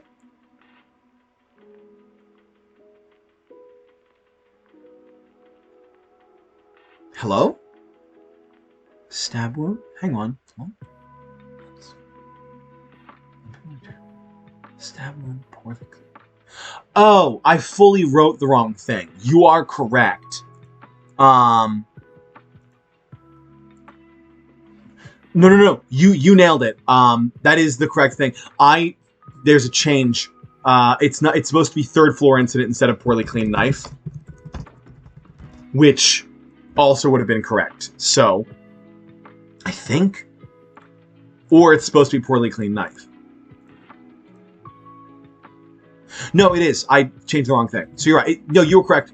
All right, poorly cleaned knife. I just wrote the wrong thing here. It's stab wound, and it was third floor incident. I changed it to poorly cleaned knife. Poorly cleaned knife. I'm sure because it's obvious. There's evidence everywhere, starting with this. We see Penny draw the poorly cleaned knife. I found this on the festival table this morning. I guess the killer was hoping it would have been cleaned up with the rest of the festival, but I got back before that happened. As you can see, they made an attempt to clean it, but there's still some blood left over. I have reason to believe that this is Kite's blood, unless Edgar served up something at the festival that was still alive. I would never. Well, I hardly see how that alone is evidence. It could be a stain from some time ago, or someone could have cut themselves by accident. Maybe. But I'll spare you the time of asking everyone whether or not you cut yourselves during the festival, because there's more. While examining the body, I noticed something that doesn't quite line up with the fall. We see a flashback to the stab wound. Kite's left hand had a stab wound that matches the blade of this knife completely. Perfect. It should be perfect, not completely. Perfectly.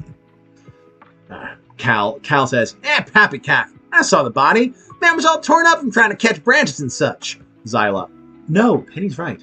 I saw the wound myself. It went all the way through, a clean puncture from front to back. No branch would have done that.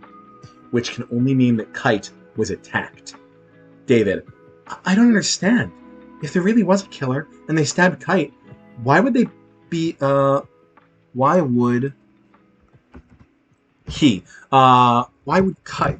Kite be able to scream while falling? Xeris, a stab in the hand isn't going to kill someone, David. Oh, right, sorry. Miles, so it really was a murder. Rogo, everybody beware, there could be a murderer in this very room! And Edgar, oh, hold on. This story doesn't quite add up. You say Kite fell to his death after being stabbed in the hand? That's right. Then how did the knife get back to the festival grounds? I came running out when I heard the scream, and most of the town gathered up pretty quickly. We didn't see any signs of a knife. Surely someone would have noticed the killer slinking off to the festival grounds. Thank you for the lurk, Brian. And we have a new clue presentation. Second, let me go ahead and post this in here of how the knife got back to the festival grounds, I believe.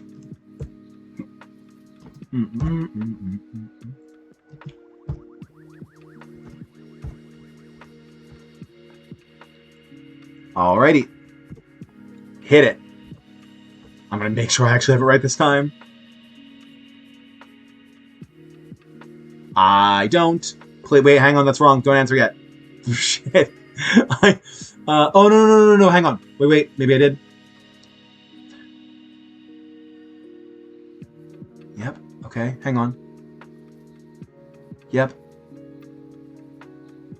Okay, never mind. I got it. That is correct. Okay, so if you select that answer, you would get I have reason to believe that Kite managed to get the knife from the killer and fight back. Joffrey, good for him! How does it explain where the knife went when he fell? Nyron, if you're quite done, I have more important business to attend today. One of those, the one she just presented, third floor incident, was not correct. And you get Penny saying, get it together, Penny. I have to prove that the knife not only made it down to the first floor, but also back to the festival before anyone had a chance to notice.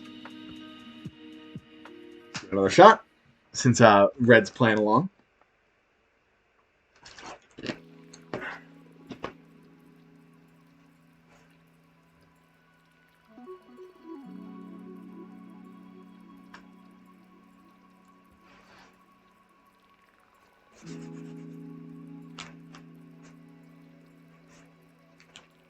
That is correct. If you say falling knife and a hasty descent, you would have seen someone hiding the knife after you gathered, yes, but you would have missed them completely if they came down at almost the exact same time and got away from the scene of the landing before you arrived. I don't get it, Miles. Why would the killer descend after Kite? If they had been caught at the crime scene, it would have given them away. Why risk it?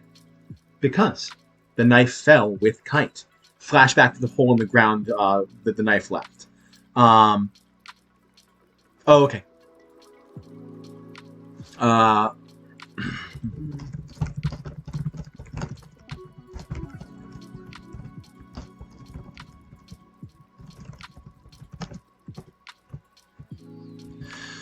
Red, I also don't think you're super behind, if I'm being honest. Your responses have only been like a couple seconds back at most, and considering I'm streaming from the UK in a little cabin, I think you're probably doing fine, all told. But Penny is currently talking through the falling knife thing. Says, because the knife fell with Kite. We see the hole in the ground that the knife left. While investigating where Kite landed, I found a hole in the ground the size and shape of the knife, just around the splatter of blood. That would have made it a pretty obvious crime scene. If a killer wanted it to look like an accident, they had to get down there fast. Beautiful. Zara says, Edgar and I arrived on the scene no more than 30 seconds after we heard the scream. How could the killer have gotten down from several stories and gotten away with a knife in that time? I hope you're not about to start blaming the method on magic. That only leaves a few suspects, and I'm not too thrilled with one of them. No magic, just some quick thinking, and using Kite's usual method against him. After pushing Kite from the third floor, the killer grabbed a nearby vine and slid their way down. They'd have reached the ground almost as fast as Kite did, been able to grab the knife and make a hasty escape. How do you know they did? Sorry, David. How do you know they did that, though? It's a good guess. I think it makes sense, but do you have any way to prove it? And then...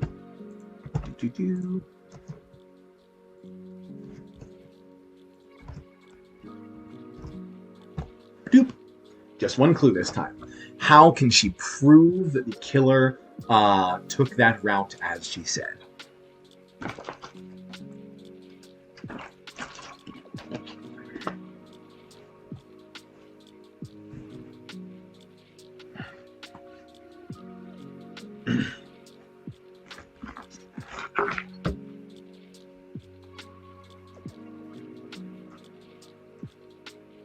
Yes, obviously.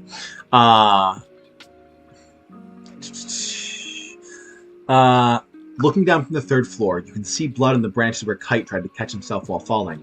But that's not the only trail of blood there. The vines that Kite would usually use to descend to the lower floors were covered in blood too, and they were pretty far away from the other bloodstains. I say blood a lot there. Marks. This can only mean that two people took the fast way down. Kite and our killer. Rogo. But the killer followed Kite to make sure they finished him off. Joffrey. Hey, bud. You're contributing literally nothing. Take a chill pill. Zyla. I'm afraid something is still missing, love. If Kite was stabbed in the hand, it makes sense for him to be bleeding enough to leave a trail as he fell, especially if you were trying to slow his descent. And the killer might have gotten a little of Kite's blood on them, but enough to leave bloodstains all over a vine? It doesn't seem terribly likely, I'm afraid. All right. I like to think we might be getting a teensy bit more complicated.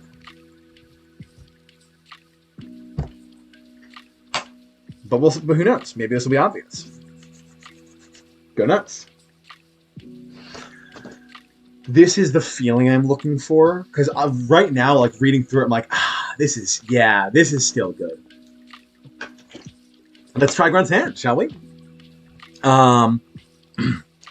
Gets a lot more likely when you consider that Grunt had already injured his hand. What? That was hours before. The wound had sealed. David. Unless you can prove Grunt is behind this, I don't think you can use that as evidence. And then Penny goes, I'm so close to convincing them. I've just got to stick the landing. Come on, Penny. Grunt's hand is not correct, but red herring successful. That is what it was meant to do. You were meant to think, if you follow that trail and ask it about Grunt's hand, you are meant to think, wait, if his hand was bloody, would that work too? That was the point. So, thank you for taking the bait. He says to his prey. That only leaves the complete third floor incident, the stab wound, or the star hunt information, which is. I'm just going to proceed at this point. You guys, the red herring was taken, which, Griff, thank you for proving my writing at least half decent. So I assume you're not going to go for the stab wound, because that's literally what was being discussed with the star information. So we'll go to the complete third floor incident, which is... or star hunt. We can do star information. I'll read you through it anyway. If the killer was somehow injured during the star hunt, and then Elziran goes, seriously? That stupid thing? Nobody was bleeding that much. Or at all. Grunt says, I know that I was very excited, but there's no way someone could bleed that much from a simple star hunt. And the stab wound, she gets likely berated by various people. The complete third floor incident, which this would be easier if you could literally look at the clues and go, oh, what is the third floor incident? I understand that not just saying third floor incident is kind of unclear unless you also have the information that goes with it. Which is probably why this is unclear. I actually do want to make a note of this. I'm wondering if there's a better name to call this where that'll be clearer in that moment. So that's good to know. You're absolutely right, Zyla. Stabbing someone's hand wouldn't cover a killer in blood. But how would they become covered in blood? It is. That is what that's meant to be. Or actually, maybe it is a... That is what the clue is sort of meant to be, but it's still not relevant to this specific topic. Oh, you know what? This, instead of third floor, I'm wondering how I just change it to bloody killer, because that's kind of the part that's important of this. We'll see. Let me read through this before I make that decision. You're absolutely right, Zyla. Stabbing someone's hand wouldn't cover a killer in blood. But how they would become covered in blood becomes obvious when we answer a different question. Why did the killer stab Kite in the hand in the first place? The answer is simple. They wouldn't. Anyone trying to commit a murder would try to kill their victim immediately. But Kite is one of the greatest adventurers ever to live. He survived the outside world 3 separate times. Does anyone here really think he could be killed without a fight? I gotta admit, that's what I was most skeptical about. Even in a chair, the dude didn't mess around. Edgar. He was truly the best of us. Xeris. So what happened, oh wise and brilliant detective? Penny.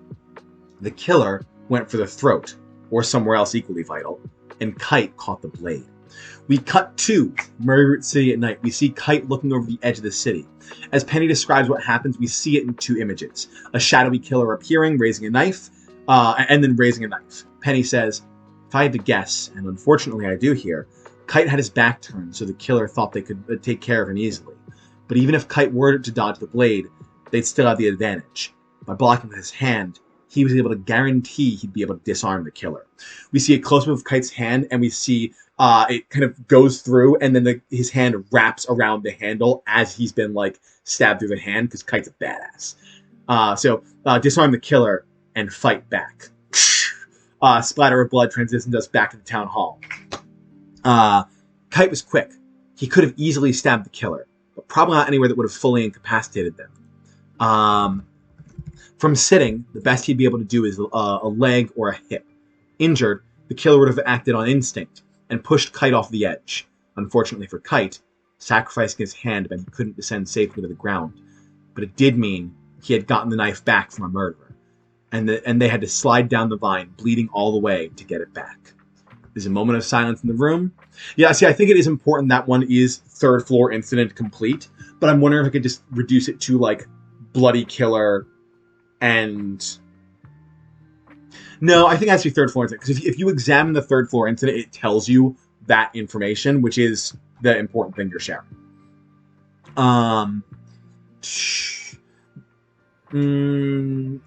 There's a moment of silence in the room, and we see people reacting to the reality of the situation as it sets in, and then Lady Nyron, slow clapping. Yes, bravo, well done. You sure do seem to have this all figured out. But none of that makes any sense. You know as well as I do that Kite isn't the type to wax reminiscent. What was he doing on the edge of the third floor, of all places, back to the city? Should be back facing the city, not back to the city. It means the same thing, but back to the city is a little unclear. Pretty obvious choice here, but go ahead and throw it out anyway. Maybe I'm wrong. I keep saying, like, oh, it's an obvious choice. Yeah, Josh, of course it's obvious for you. You wrote the thing, you dumb bitch.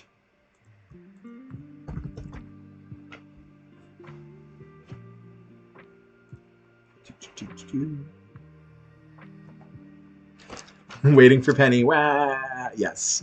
By the way, I was very careful to make sure that, like, all the stuff that was, like, necessary clues, like, you can't miss it. There's no way to get here without getting the waiting for Penny clue.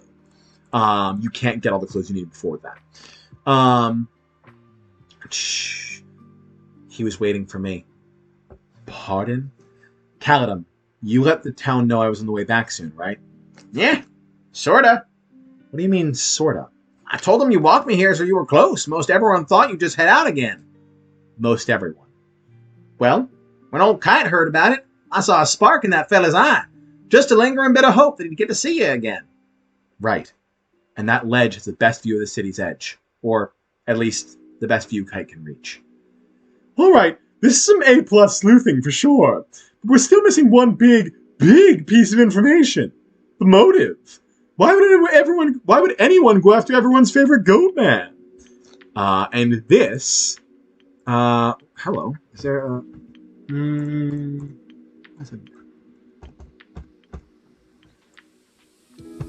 this is, if you had guessed Unbreakable Meditation, I think he was standing guard for the priestess, just in case anything were to happen.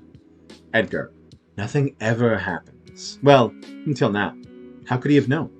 Miles, plus I think he was facing the wrong way if he wanted to see anyone going into the temple. Just a generic write-off of that, because it's not the correct clue. But after Joffrey asked for motive, here are our options.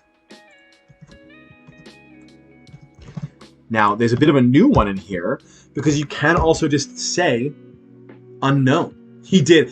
I'm so close to writing in nothing ever happens in Merryroot City, but because that only comes from a failed choice, I don't want to, like, if I'm going to make a name drop, it's going to be something they have to get. I don't want them to avoid the name drop. So, what is the motive? You can say unknown. Unknown is a choice you are given. Or if you think one of those clues will do it, you're welcome to choose it.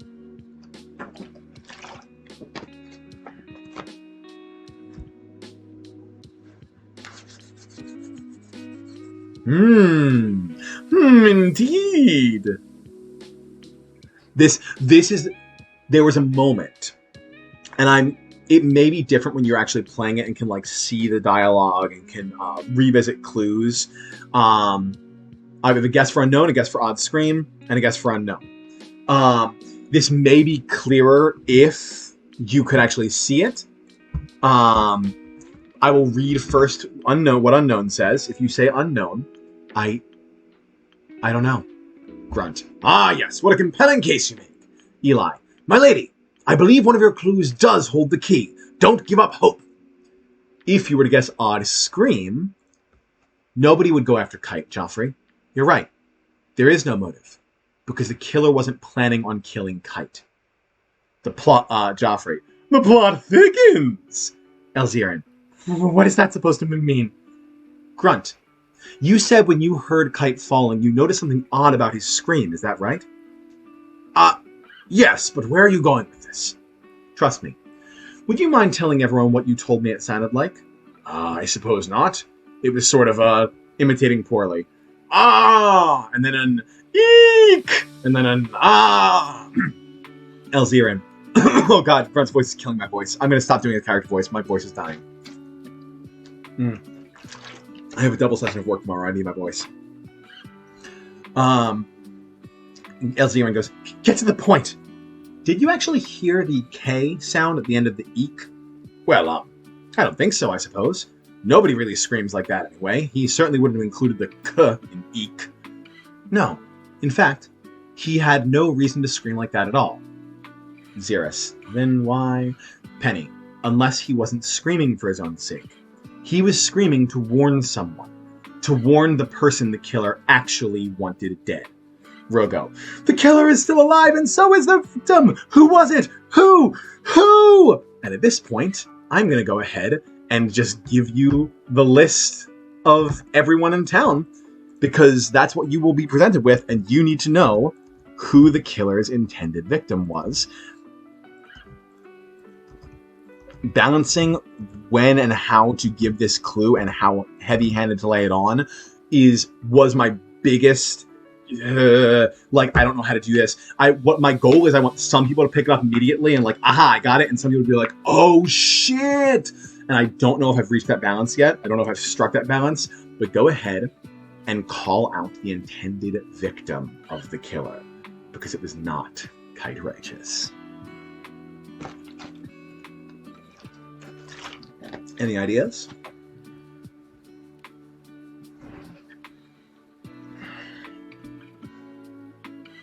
The Priestess. We have one for Joffrey, one for the Priestess. If you pick any name other than the Priestess, it's... No, I don't think that's it. I don't think it's it. I've got to hurry up. They're losing faith. Faith that I know what's going on. No, it's the Priestess. You got it.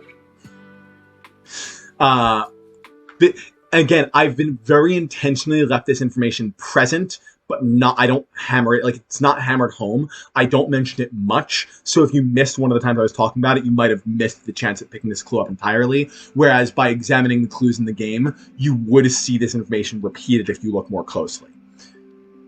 Penny goes, ah, ah. Nobody could hear the scream closely, but Grunt had the best shot. Kite wasn't screaming random syllables. He was screaming a name. Arya. Our killer was trying to kill the Priestess, and Kite managed to stop them. And then, boom, we get a zoom out of the screen. Everyone has, like, shocked looks on their faces. Even Lady Nyren, who has broken her, like, bemused boredom that she's wearing the whole time. Eli. Well done, my lady. I think you finally obtained their attention. Even Lady Nyren seems to have been shaken awake, eh? Edgar. But why? Zyla. If the Priestess were to die, Merryroot would be exposed to the outside world. Joffrey. That's dark. So we don't just have a killer. We've got a bad apple trying to spoil the bunch. Major bummer. Callum. Maybe I should have stayed in that Harbinger after all. Penny. I don't know why the killer was trying to doom our city, but I do know who it was. Now, Nyren cuts in and goes, of course you know who it was. We hear the chair, like, groan across the floor as she stands up forcefully. Nyren says, because it was you. Whoosh! All eyes on Penny. What? Nyren, sit down, Penelope.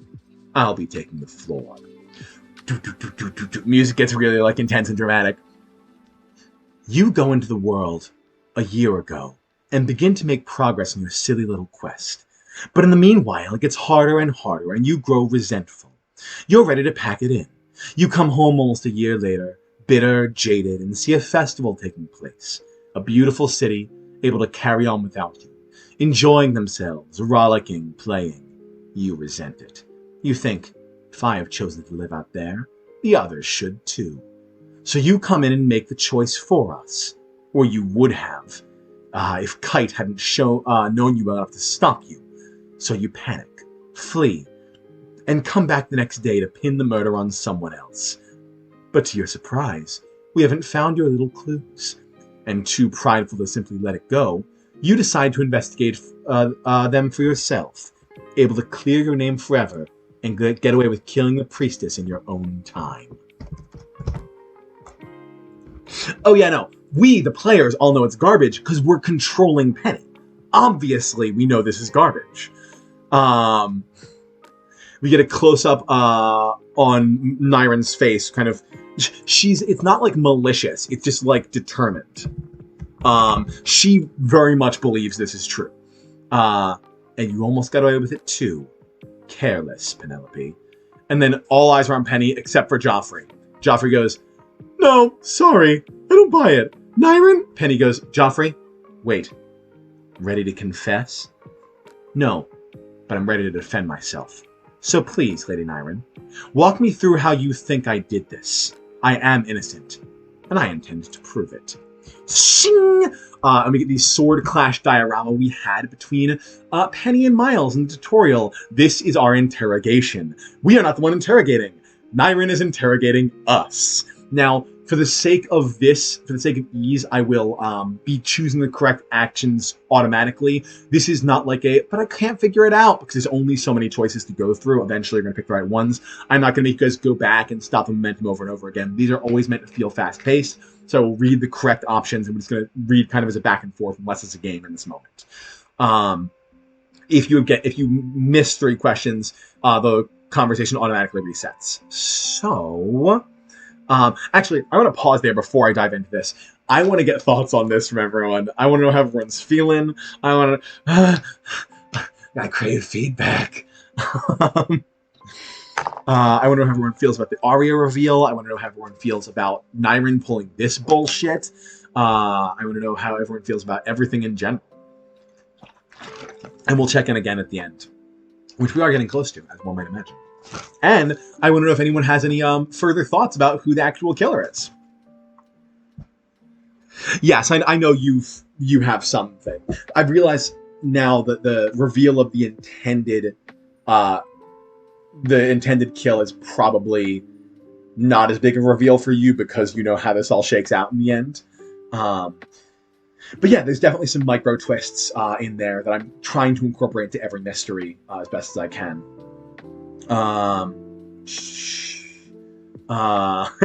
Yeah, no. There's even a comment at some point, like when examining clues or alibis, like if you examine the alibi for Olive, like where Penny even goes, "Come on, they're a kid." Okay, well, thank you, Red. I appreciate that. I will check in again once we get to the end of this.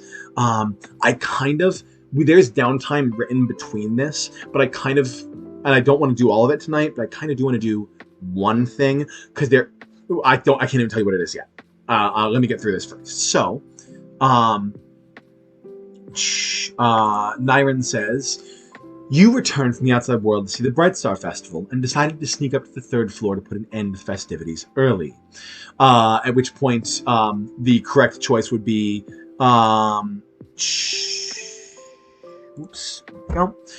couldn't have gone. The options are couldn't have arrived the night before, wouldn't have skipped the festival, or couldn't have gone unnoticed into town. In which point you say, if Kite was watching for me to return, as we've concluded, he would have seen me come in. Why would he stay watching after that? Nyron says, "That's a good point. Or it would be if you didn't have a potion of invisibility that Joffrey gave you before you left the town. I used that on my 2nd day. It got me out of a tricky spot with some hellhounds. Maybe. Or maybe you held on to it, thinking you may need it for something more sinister one day. Fine. Assume I snuck back into town. Then what? Since you were invisible, moving through the crowds was no trouble at all. You made your way up to the temple to make good on your dark purpose. But Kite always did have a connection with that magical dagger. He left you, so he felt your approach, and you knew you couldn't risk him learning your intentions. And there's... yes, it is implied in this. If Penny is to be believed, she did use it kind of while she was out there. However, that said, it is implied that she doesn't use it on her way out, and we don't see her using it at any point in time. I may actually cut back, because it's implied when she says with some hellhounds, that was like as a result of that's the first one, but that's where she finds Alzarian. So I may actually show, because I do kind of want the audience to be on Penny's side. I want them to know that. I may actually show her like coming out of invisibility and like throwing the potion over her shoulder or something. It's a good point. Let me go ahead and actually, I like that. Because I don't want the players to be doubting Penny's like intentions, and like I don't want them to go on Nyron's side for this. Okay, gonna highlight that for notes. Thank you. So she's asking she basically says there would have been Kite would have had a connection to Eli. You can say connection was broken, but you can't prove it. So they don't trust that. Then there's would have been seen leaving, which hang on. Were there only two options here? There's only two options. It's either connection was broken or getting caught wouldn't matter. Getting caught wouldn't matter. Penny says, so what if I got caught? I'm faster than Kite on a flat surface. I could have killed Arya and dealt with the consequences later. After all, once Sanctuary is gone, my job is done according to you, right? Nyron says, you still would have wanted to be in the good graces of the town, no doubt. Fine. Then what next? After Kite caught me and I killed him. From there, it's a simple matter of bringing the knife back to the festival table, as you said, and escaping back to the outside world, only to clean yourself, heal your wounds, and return shocked the next day. You can say would have been seen leaving the town, because they say potions of invisibility don't last that long, which Nyron basically says everyone was distracted with Kite's body, you could have slipped away. You could have said had no way to clean up, but that's nonsense. Or you could have said Elzirin saw the killer return to town. At which point we see success, and the watch fades, and we're out of the time trial portion. Penny says, then Elzirin can prove my innocence. Elzirin, you saw the killer limp back to the festival table to put down the knife. Well, I don't know if it really was the killer, but it does seem too simple, doesn't it? We'll see, won't we? Penny, where did they go? Where did they go after setting the knife down? Back into town. Exactly. If it was me, like Nyron said, I would have just made a beeline for the exit. Or perhaps, Nyron goes, or perhaps you noticed you were being watched, and to cover your tracks, Joffrey. Hey, Nyron? Shut the fuck up! Shock, Nyron turns her ire on Joffrey. I beg your pardon? Joffrey. Beg all you want, I'm not pardoning shit. You're making this way harder than it has to be, and honestly, it makes you look suspicious as hell. Why, you... We see her reach for her sword, but Zyla grabs her wrist. Leave your sword sheathed, Lady Nyron. Even if you could beat Joffrey, you'd only be proving your own guilt. I'm not... I didn't... How's your alibi looking, Nyron? Oh, what's that? You weren't home? Anyone got your back on that? Zerys. Easy, Joffrey. Joffrey. Easy, my magical ass! Where was that easy when Nyron was jumping down my pal's throat? Penny's been working overtime since she got back to get to the bottom of this. She's been all up and down the city. And you know where our own Lady Nyron has been? Behind closed doors, doing sweet FA to help. So how about you sit your fancy butt back down in your chair and let my girl finish proving you guilty, Nyron, silently seething. Rogo. It's decided. Lady Nyron killed the Kite. Penny. Joffrey, I appreciate your support, but Nyron isn't the killer. Rogo, getting progressively quieter. Nothing is decided, and I'm going to sit back down. Sits. Joffrey, wait, really? And she came at you that hard? Nyron, what's your deal? Penny, personal feelings aside, we do have to get to the truth behind this.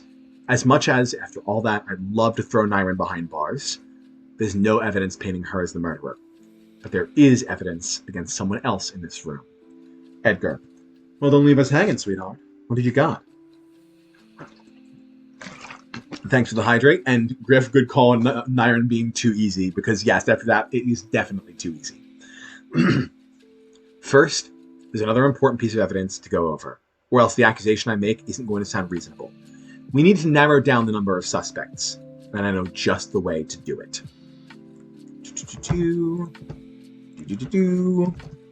Time to present some more clues. We are in the finale now, gang. This is just about the end. So, how do we narrow down the suspects? The old man code, unbreakable meditation, I can't even say it, or a hasty descent. This one is meant to be very straightforward. But I do, while you guys are picking, I am going to go ahead and read you the old man code. Thank you. It's got to be the old man code. We can knock one suspect right off the board. Kaladin wouldn't have killed Kite because of the old man code. That's right. Good old code. Edgar. Even if that were credible at all, it still only takes one suspect off the list. And that's all we get for that.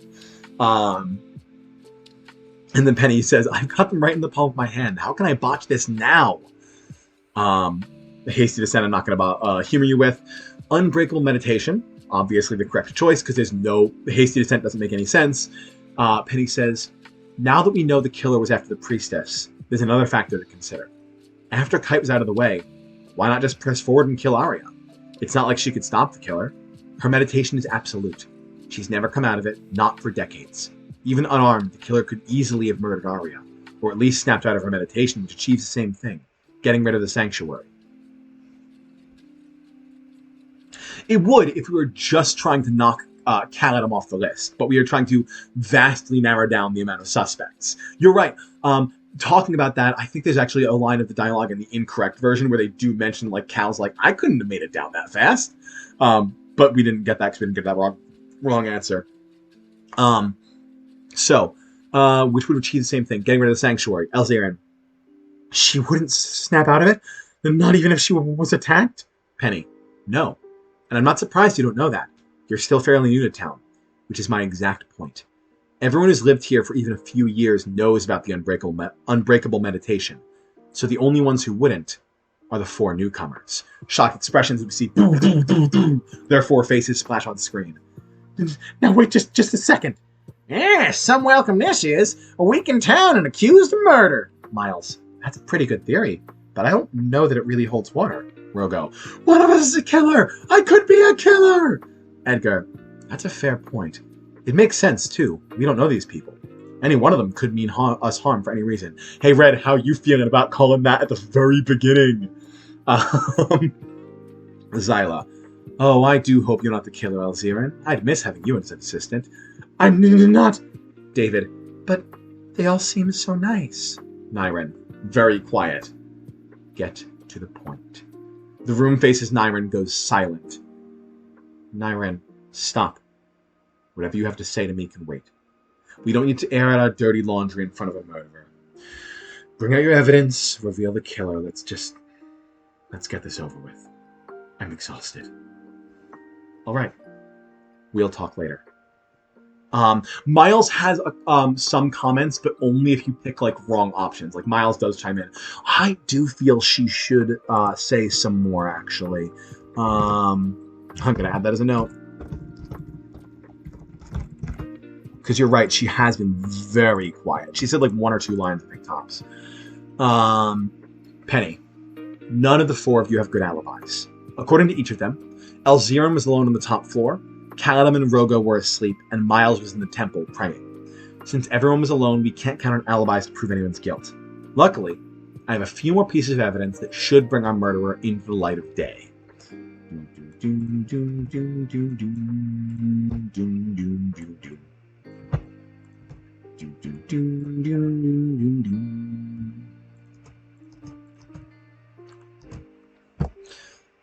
3 out of these 5. It's the biggest amount of clues to present all at once.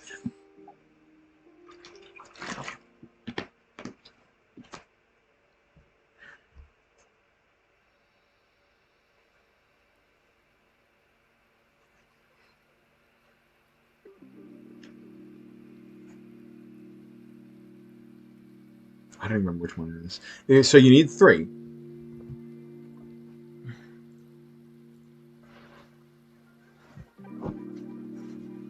Zero out of 3. Let's see what we got. It's time of death. You're presenting time of death. What else? Anyone else have a call they'd like to make? It's Star Hunt, time of death, and limping. Let's see. That's correct, baby. Yes. So that is much easier when you narrow it down the other way and go, okay, which of these aren't relevant? Because that leaves the 3 that are. Because clearly Hasty Descent has already been thoroughly discussed and doesn't really help anything. And Grunt's Hand is irrelevant because I'm talking about Grunt. So if you pick those 3, you get... let's start with the obvious one. For those of you who went to the body right away, think back. Which of the 4 of these people did you see present? It should only have been 1, and it doesn't fit with the alibi. Silence as the room thinks for a moment. Edgar goes, Miles? Miles. What do you mean? When I heard the scream, I hurried down the stairs to join the others. Xeris. No. I do seem to remember you coming from around one of the roots. Penny. Don't worry. Even if you were mistaken, there's more. See, if my evidence so far has been is to be believed, our killer has been stabbed in the leg.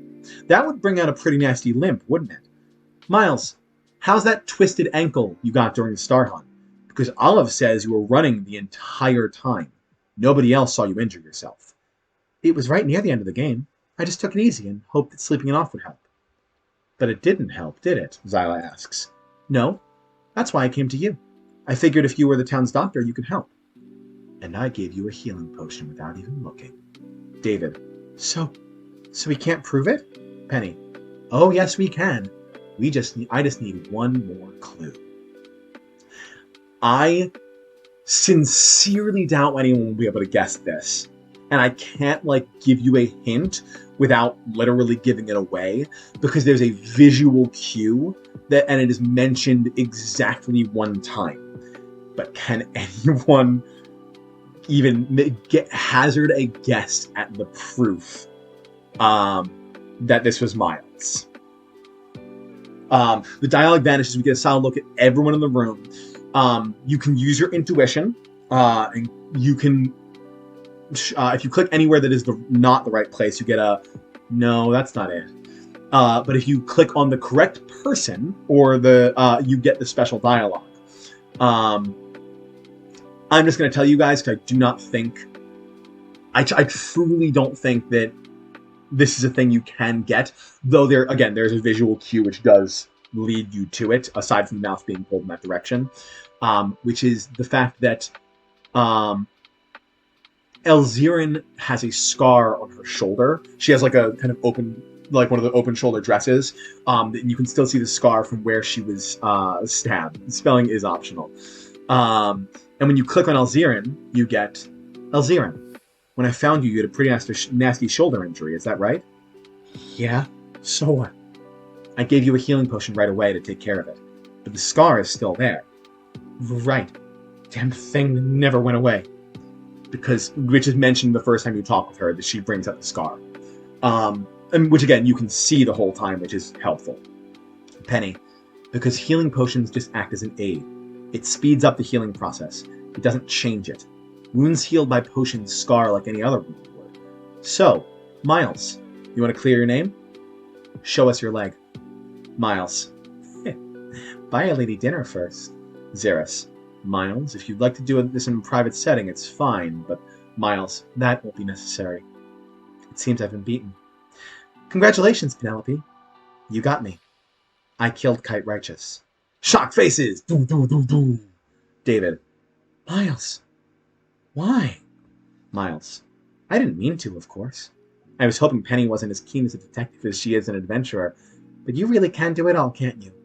It happened just like you said. And we see this visual flashback. This is my love letter to Danganronpa, is watching this all play out. You don't need to put it in order, but we do get to kind of see as she talks through it. When the festival had died down, I stole a nice sharp knife from the table. I figured now was as good a time as any. When I heard that Penelope Knifewhip was coming back to town, I knew I had to act quickly. The more people in town, the more likely to get caught. I had put this off for long enough. We see Miles moving across the third floor, and... Nice night, eh, kid? How was your first Bright Star Festival? Miles. I couldn't very well just press forward. Talk about suspicious. So I decided to go spend some time with your old Kite and get him out of the way. I really had hoped to do it harmlessly.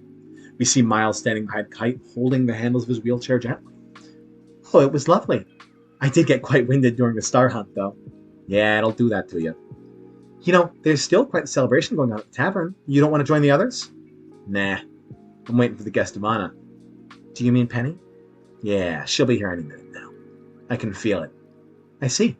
If you like, I could help you get to the treetops. It might be easier to see her coming from there. Hey, kid. Yes, sir? Why are you trying to get rid of me so badly? Kite was sharp. I can see now where Penny gets it from. I'd hoped to kill the priestess at midnight, and I was already late. But more importantly, if anything happened now, Kite would know it was me. There was no doubt. I did what I had to do. We see the image from before, the shadowy figure raising the knife, the stab, the grab, the stab in the leg. We see that whole thing sort of happen, and then the push, and we hear, I made a break for the temple, and then, Aria! We hear Kite scream as it was meant to be, and then Miles, a warning. I feel a little silly now, knowing I could have just gone in and strangled her with my bare hands without stopping. But hindsight is a funny way of things, doesn't it? Knowing that the town would come running, I had to get myself away from the scene of the crime. We see Miles leap to a vine and slide down, bleeding on the way. Screen shifts to Arya on one knee. Arya? No.